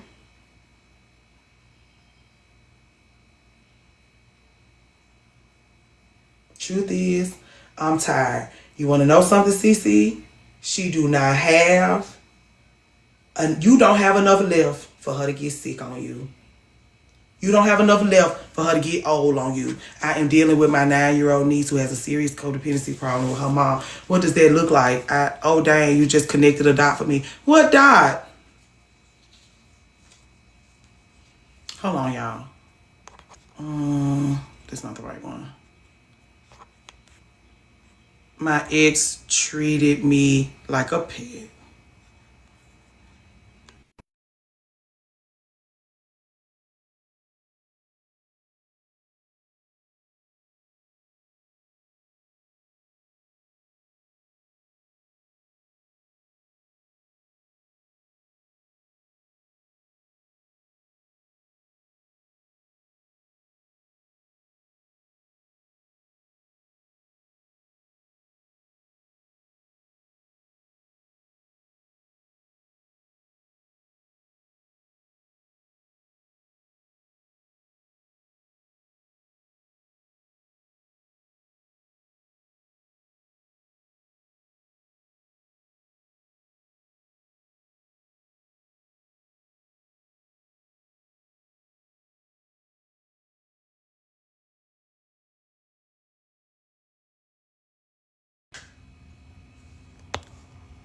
It's like she cannot be in a room by herself, cannot sleep by herself. We think we choosing partners like no good daddy. Like our no good daddy, and it's really our mamas. Yeah, Bluebeard. A lot of people, we did that live stream about Bluebeard, and we found ourselves burning that mama at the stake. We didn't even realize, we didn't even mean to burn the mama at the stake, but she got burned at the stake that night. Luckily, she has the gift of resurgence. She'll be back. Will she do it better next time? You will let us know. Separation anxiety because her mom has been very ill.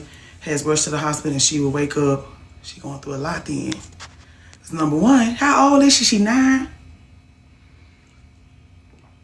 She worried about her mama. She worried about her mama. That's the thing. Like, that's the number one. Even if they are codependent, it probably is even more triggered because she's so worried about her mama. She's very worried about her mama. That will give you nightmares having to worry about your mama. Because even bringing it back to me, those 3 days my mama was missing, Valerie been asking us about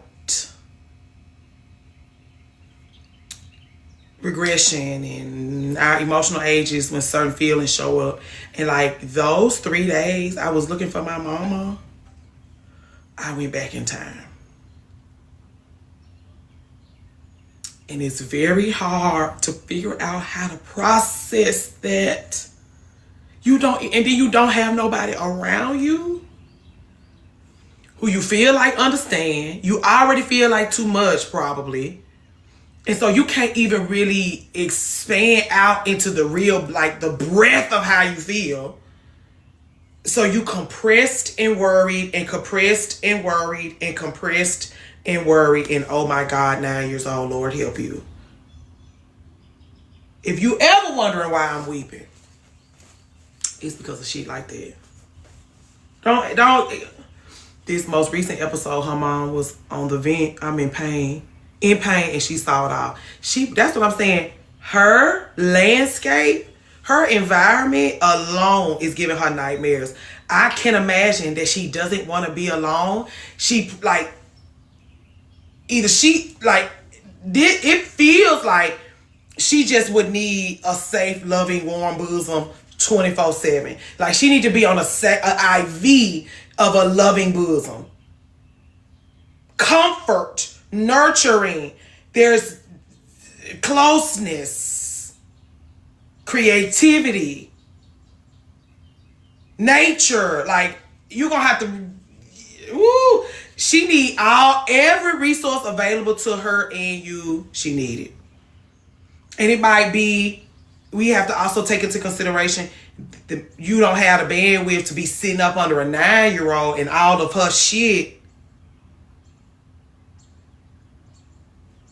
You doing enough just to see about her and her mama's absence. Like, this is a lot. Totally understandable. But she is a lot. She needs a lot. She's going through a lot.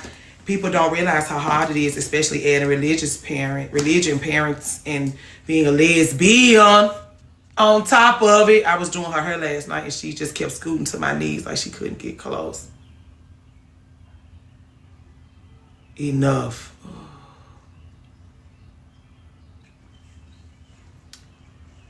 A worried 9-year-old. She's still a new human. She really don't understand just the loss of her everyday. Ugh, this is it.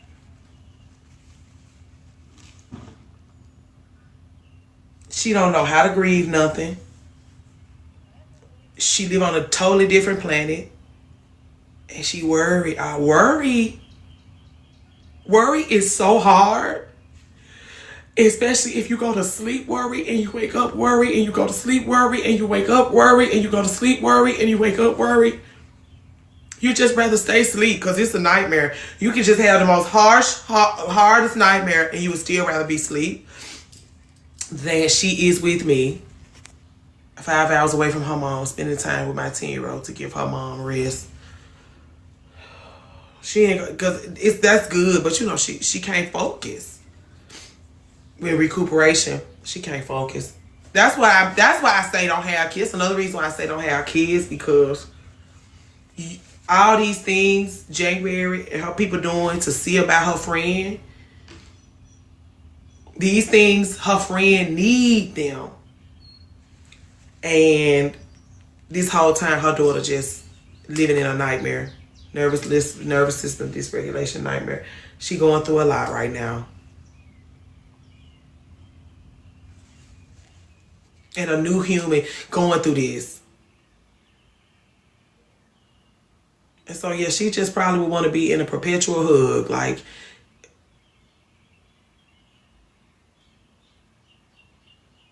and it's just something about a hug that do all the things that you need in this time. Something about closeness, something about the one thigh to thigh, knee to knee, hand in hand. Something about that is therapeutic in a time like this.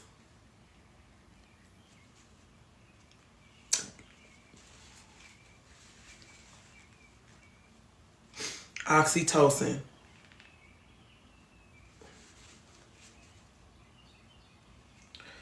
And so we're adults and having it hard. She's a child and don't know what to do. Yeah. And her mom admitted that she has had trouble raising her.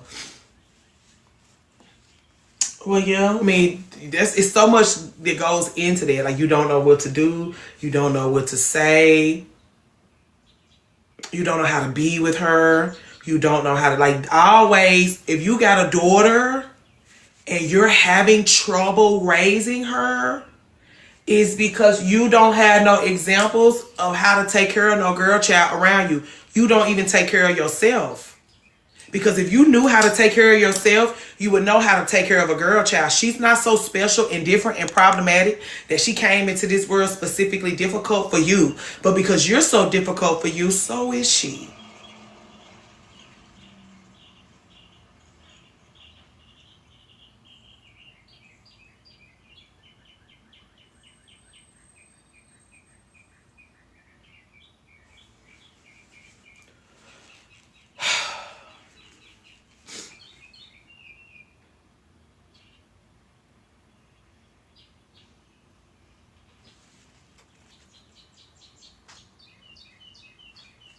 Dopamine inducing ones.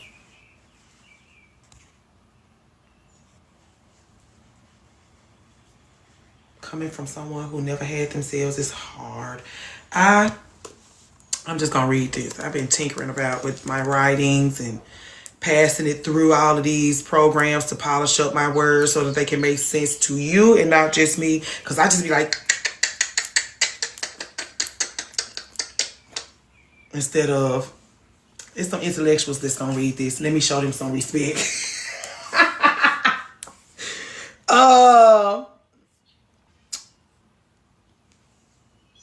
Hold on. Never bothering to love yourself, but forcing a child into a life where they have to love you is harmful because it reverses the natural order of care. A child is born dependent.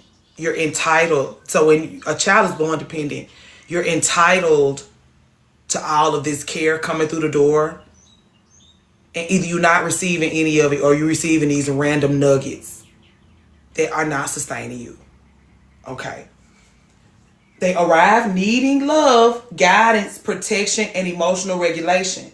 So if you don't love yourself, and then you one of those ladies that's like, I had a baby, so someone would have to love me. Wait, I already came through the door paying. I can't even make it out the womb, and you already charging me? Can I get out of the womb first before you start charging me? No. Independence doesn't really start until age 13. When women's dreams get hard, they get pregnant. Richie Roo just posted a Substack. Oh, I can't wait to read that. They need love, guidance, protection, emotional regulation. Working since your first breath. And then I asked you if you wanted to. You didn't even ask me if I wanted to work here. You just clocked me in.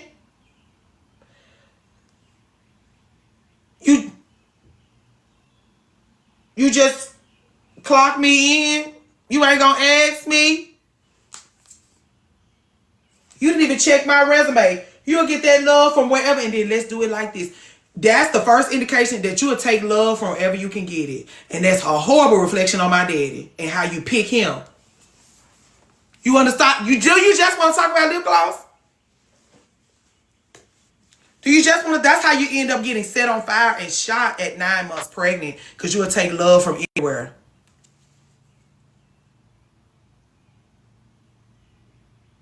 My own child whose resentment is building. You are overextended. You are overextended. You are overextended. And what your daughter is getting is that you're overextended. She's resenting you because you're overextending. What happens is, I wrote this down also when listening to Valerie's live stream this morning.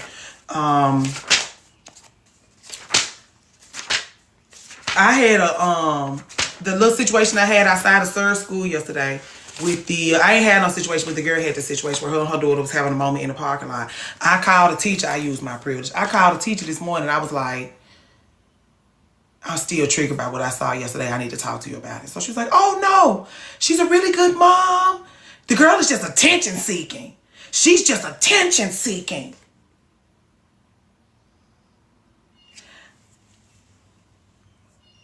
I know why 4-year-olds are attention seeking if they're attention seeking. And it's like, oh, but. And when I used to do hair, I used to do the mom's hair and the daughter's hair. And I always relate more to you. That's why I can connect. This is why I really am for the teenagers. My mouth is foul and I talk about inappropriate shit, but I'm really for the teenagers. The reason why I say this is because I used to do I take such beautiful care of their hair, they bring their daughters. And the way I connect with those daughters, the reason why me and the mom was so tight is because of the connections that I was making with her daughter. Like, I can see you through this girl. That said, anytime there is conflict between mama and daughter, I'm going to always talk to the daughter. Because she going to get to the heart of the matter way before that mama is.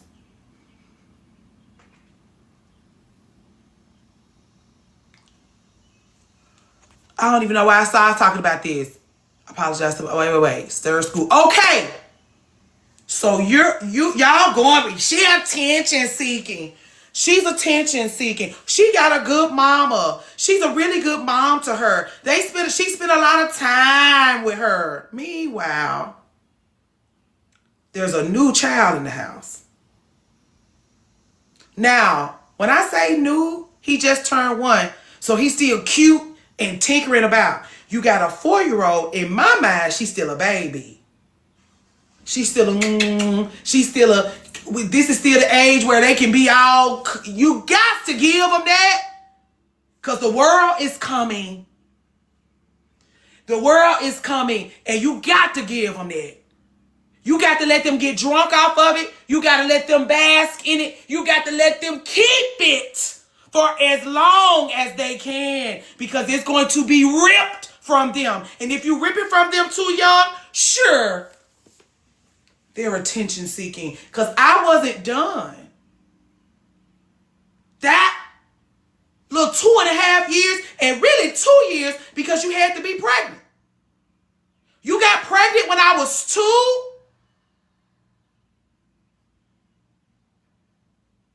I was ripped from you. My daddy ain't worth a shit. You go from a 4-year timeline between 2 kids is not that much because pregnancy lasts 9 months. So what? You got knocked up when she was 2? You know what it's like? A 2-year-old is still a baby and you're pregnant? And she's attention seeking at 4? And she's getting punished for your bullshit? Scapegoat. Baby scapegoat. That's why I did sit in front of that goddamn school and weep. I know my sister when I see her. Even if she's 4. Cause you attention seeking. Your reason you whooping her for being attention seeking, and it's you, bitch. That's attention seeking. You got a man in your house already, and your baby is 2. Her daddy comes in and out of her life. Who's attention seeking?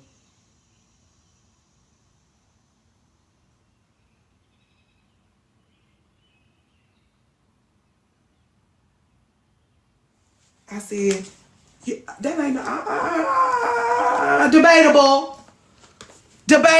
Your daughter, y'all issues done spilled out in front of this school.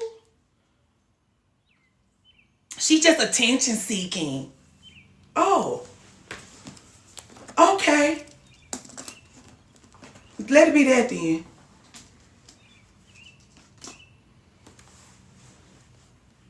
I know my sister when I see her. I know what she finna turn into. I know what y'all building out over there. And she don't deserve that. Beautiful hair.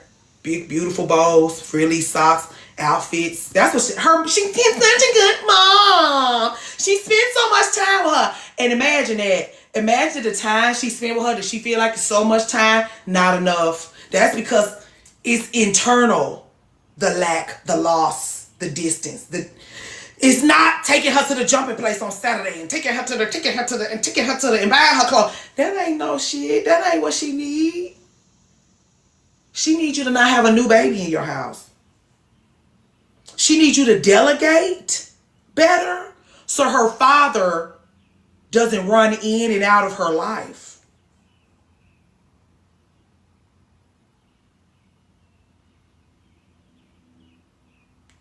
If you can't see, feel, live alongside the river, beneath the river, don't bother because it will bang you around. Everywhere you turn, you see the womanhood.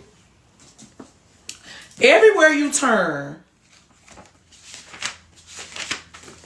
you see the spiritual lands of the wild woman being plundered, burned, dens bulldozed, and natural cycles formed into rhythms to please others. Everywhere you goddamn turn, you will see that.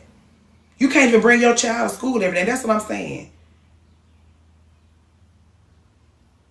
I don't want my child growing up with people that are being mishandled in this way. I don't want him to be trying to make friends and build connections with your children and they're coming home to your raggedy ass. You're not even trying. And then all your shit is fucked up environmentally because the people, even the people around this 4-year-old girl are, no, she should have got that whooping. She should have got that whooping. She been being attention seeking. Everybody's against you. And it's your mama that need to be addressed.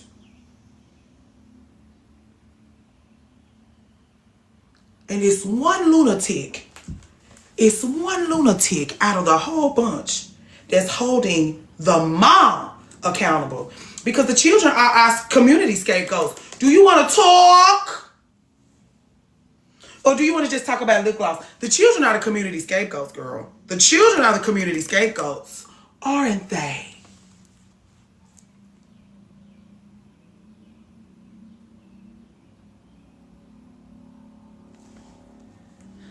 You let us know if you want to talk about lip gloss. Me in the meantime, I'm supposed to be Googling some. The curse of Cassandra. An oppressed class. That's why I will always blame if the child is acting a fool. That's why the best, you can't, I don't care whether you call me a good mama or not. I don't care nothing about what you think about that. All I want to do is be a valuable member of Sir's community. But when we out in this world, autism and all, they be like, he's such a happy child. He's so beautiful and happy. He's so beautiful and happy. He's so cute. He's so sweet. He's so excited. He's so curious. He's so beautiful and so happy. That's a lot of work on my part.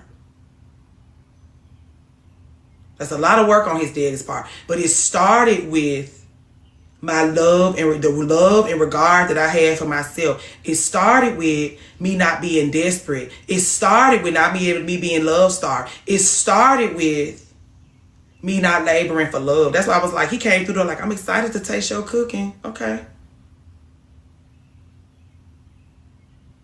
It was a while before I started cooking for Josh. I was like, if you make it, I'll be cooking for you forever. These first 6 months of you never tasted my cooking ain't gonna mean nothing to you. If you make it, you'll be eating these things forever. If you don't make it and you never had my cooking, you can just go off into the distance and have, I don't know if she can cook or not. She ain't never fuck with me like that. I wasn't desperate to share my gifts and earn love and she can cook. Like, I don't want you over here because I can cook and fuck and all this stuff. It started with me knowing my value before it ain't no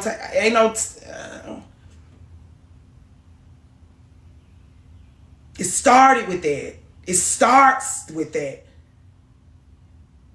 It starts with me giving a fuck about my environment and the people I keep around me and how people make me feel. It starts with me living intimately with a man who cares about my experiences and who don't let patriarchy rule us, who can show me compassion and care without letting the patriarchy turn him into a punk bitch. It starts with that. Nothing else. My demanding these things. There's always a red carpet rolled out for me in the name of my exit. Because of that, you gotta want to be here. Because if not, I can just go, girl. I can get the fuck on. It's a pot of gold over there. If we doing this, you're gonna have to make it worth my time. That's what I'm saying. You're going to pluck me out of this world and bring me into this one? You're going to have to make it worth my while. That's why the child is beautiful and full of joy. That's why the child is... That's why. Because his mama didn't get pregnant from a place of self-abandonment. Because if I had done any of those things, I would have one of those autistic children that was wiping shit all over the walls and their mama would be hiding in the bathroom crying because their nervous systems are attached. I gotta be straight because I need him to be straight. That's why you gotta, if I had to choose between me and Josh any day, it's gonna have to be me because your nervous system is not attached to our child's. If I'm fucked up, we fucked up. You're gonna have to see about your wife and children. You brought us into this. Be a good steward of the things that you asked for.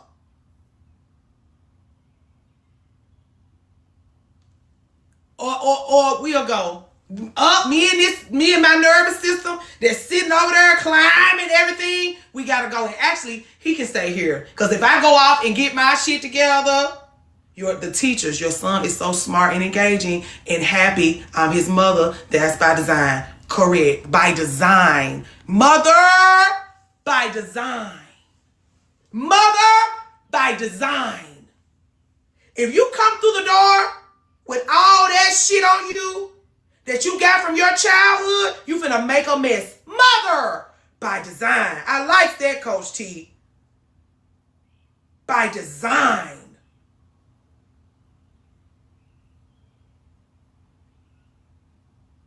A beautiful work of art. And like I said, when they burn me at the stake and they say their final words, it'll be that she was a valuable member of my community. Period. And Merry Christmas. Etched in goddamn stone today. The teachers, oh, okay, we did that. Lovingly curated. A labor of love. If it ain't that, it ain't shit. Just don't bother with it. That's why I'm like, the reason why I tell y'all not to have children, because you don't want to be stretched. You scared of everything, including me. Me and Sir went to the park this morning. We reading about this, first of all, and it's hard to break out of that shit. Me and Sir get to the park this morning. Sir want to break out and run. I'm scanning the park for danger. It's all of these little dips in the grass that he can't see. I'm scared for him to get too far because if he get too far, am I going to be able to catch up to him to save him if he get in danger? Who that sound like? The Too Good Mother. I said, oh, bitch, you got work to do. I was sitting there crying because I'm like, I'm holding you back. All of the fears that I have, you don't have them. That's a gift to you. That's me walking with my son to the store. All the fears you got, all the fears I have, you don't have them, and I'm making it your problem. I said, oh my God. I had to apologize. He don't know what the fuck I'm talking about. He just glad to be at the park. Shit. We gonna get back on the swings. I ain't worried about it. But I'm like, I'm holding you back. Already. You 3.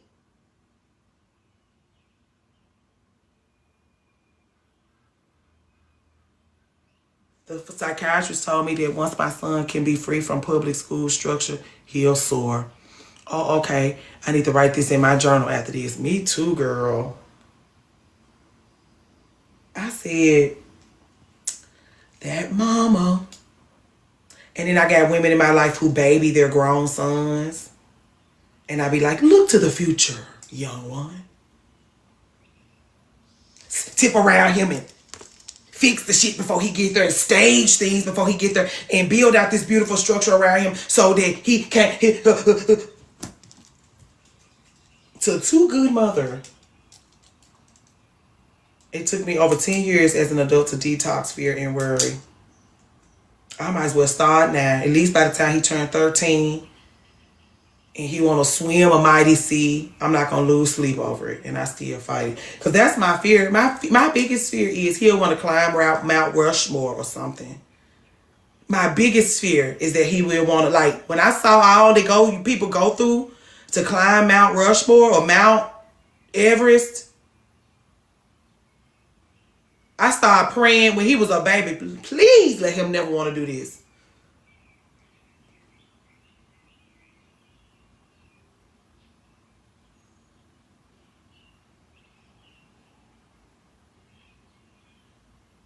Climb a mountain.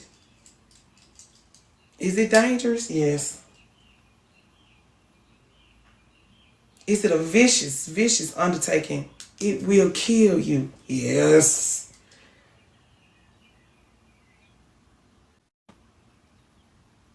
I will never stop saying thank you. So who? I thought I was doing something.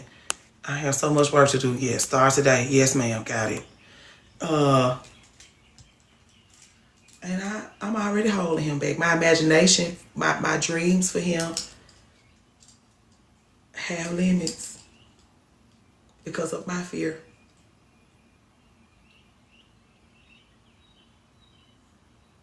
Mother by design.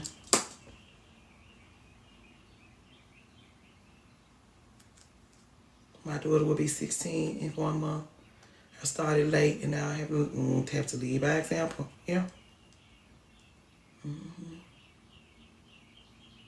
Because I'm not my sister's keeper. I am my sister. Even when I sit knee to knee with moms of all kinds, like, I understand how we got here. Can we have a conversation about it? And the issue is there's so much guilt and shame, disconnection. We can't talk about it. I just want to talk about it. I just want you to know you're not by yourself. But you want to use this to be special. Like, I'm the only one that's why I'm like, the daughters are getting away from the mothers. They like, you special. But she's not speaking to me. None of the daughters are speaking to the mothers. Are you kidding me, girl? You ain't special because your daughter not speaking to you. Not in 2026. The girls are late. You're not special because your daughter is not speaking to you. Just so you know.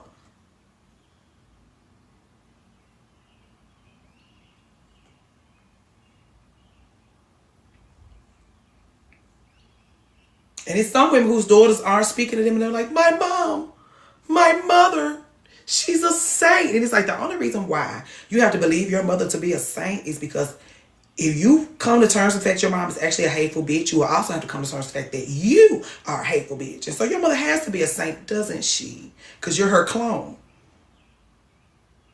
Oh, okay. If my daughter has to get away from me to have her own life, so be it. Mother by design. That's what I'm saying. A lot of those girls be like, my mom. Like, girl, your mama ain't worth a shit. Don't give me no flowers for your mama because I see your mama. If you don't see that she's your enemy and you talk to her like you talk about her like she's a saint, you treat your enemies like saints.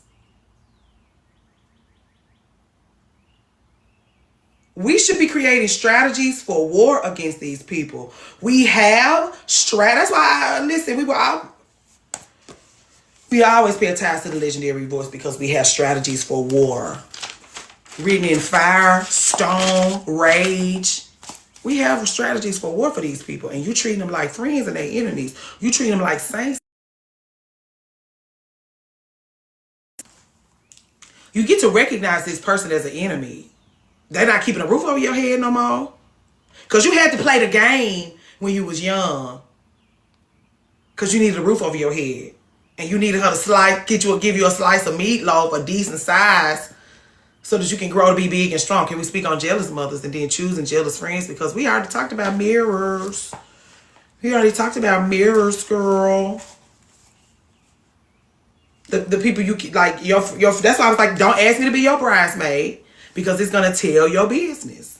If your mama was your enemy, as soon as I get around your friends, this is why those girls be coming back from girls trips and stuff all dismantled. You shouldn't be traveling with your enemies. Why are you traveling with your enemies? It's because you don't know they're your enemies. The reason why the girl got locked in the freezer, the reason why we speak her name, all these girls, you don't even know that you're friends with your enemies. And when I say it, I'm being messy. It's like me and you having a conversation, me and your friend having a conversation. I come back and I'm like, she don't like you. Well, she said you don't, so now y'all kikiing on the phone as friends, as hateful bitches together. She said you don't like, well, she said you don't like me. She said you don't like me. She said you don't like me. Y'all don't. She don't fucking like you. If this is gossiping, so be it. The bitch don't like you and you don't like her. This is being messy. Why? Because we got to take the pots and pans out of the lingerie chest and take them downstairs to the kitchen and put them up under the sink where they belong. The pots and pans are in the lingerie chest. Of course, I got to be messy because once we get this shit out of the drawers, we will find that pots and pans are in your closet. Why aren't there pots and pans in here? Messy. You're messy. I acknowledge the mess in here, pull it out of the drawers so you can see it, and it's me that's messy. I would have nothing to speak on if you weren't the messy one. That's why I keep my business to myself. You have to. Don't you? You and your mother, you're saints. One day, I'll share my story time of the wedding of the half and the have-nots I was in. Oh, girl. That sounds like a story we done heard for 900 different times from different people. You have unlocked something in me just now. What is the unlocking?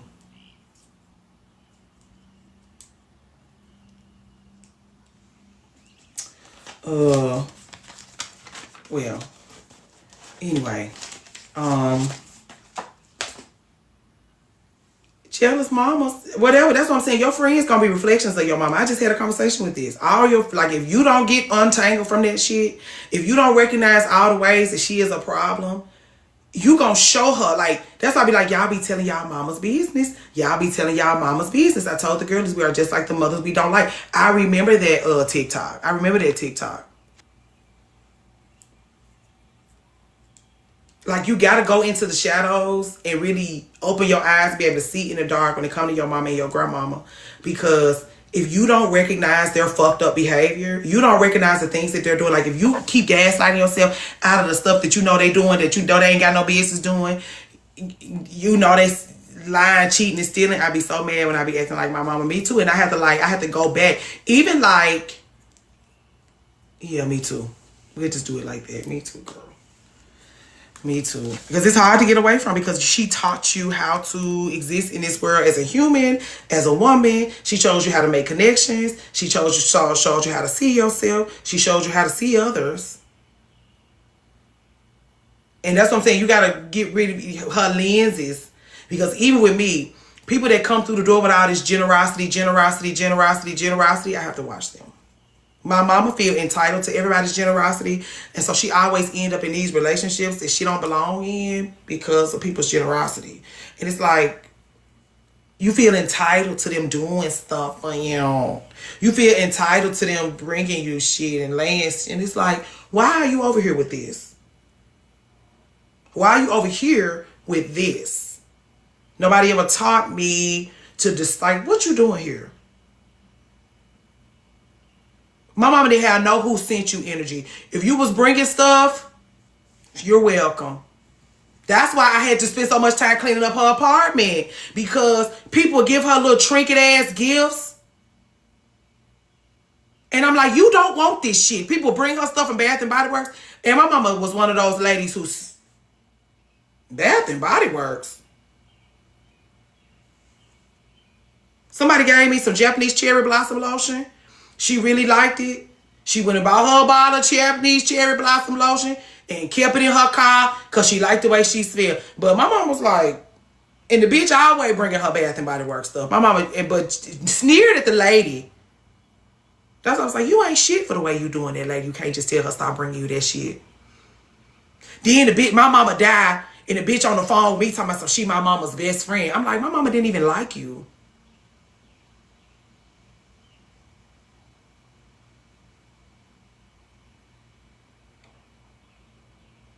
And you over there thinking you her best friend. That's why I'm so intentional about my relationships. Because when I go and be with my Lord or my mama or whoever, Michael Jackson, they will never be, the people that I cherish are not going to be confused. The people that I don't like are not going to be confused. The people who love my mama and the people who hate my mama and the people who my mama loved and hated was all in my ear talking about best friend. I'm like, my mama don't like you. Why are you on my phone seeing about me? My mama don't fucking like you, bitch. She don't know that. But because my mama get into the parties and look good and got the connections and her business connection so superfluous that everybody can eat off her. Pretty, smart. She can park her. The way my mama parked on the top, the FedEx Forum got 2 set flights of steps. Everybody for the graduation, for University of Memphis graduation, supposed to park in the parking garage. My mama parked up. We got out of the car and walked through the door. Anybody who's seen the FedEx Forum, we got out of the car and walked into the FedEx Forum. We didn't have to do no parking garage, get on no. She parked her car right here and dared them to touch you. You always want to ride with her.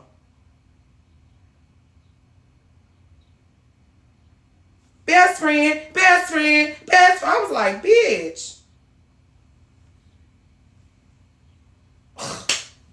And that was one of her clones up here all over TikTok, garnering a audience using her likeness, her personality, her zhuzh, and her business model, hollering about how she a life coach. Best friend. You a black ass lie, bitch. I got to stay at work because that's what I came from. And I don't like how they look. I don't love her so much that I'm not going to sit knee to knee with her shadow. I'm not so scared of her that I won't sit knee to knee with her shadow.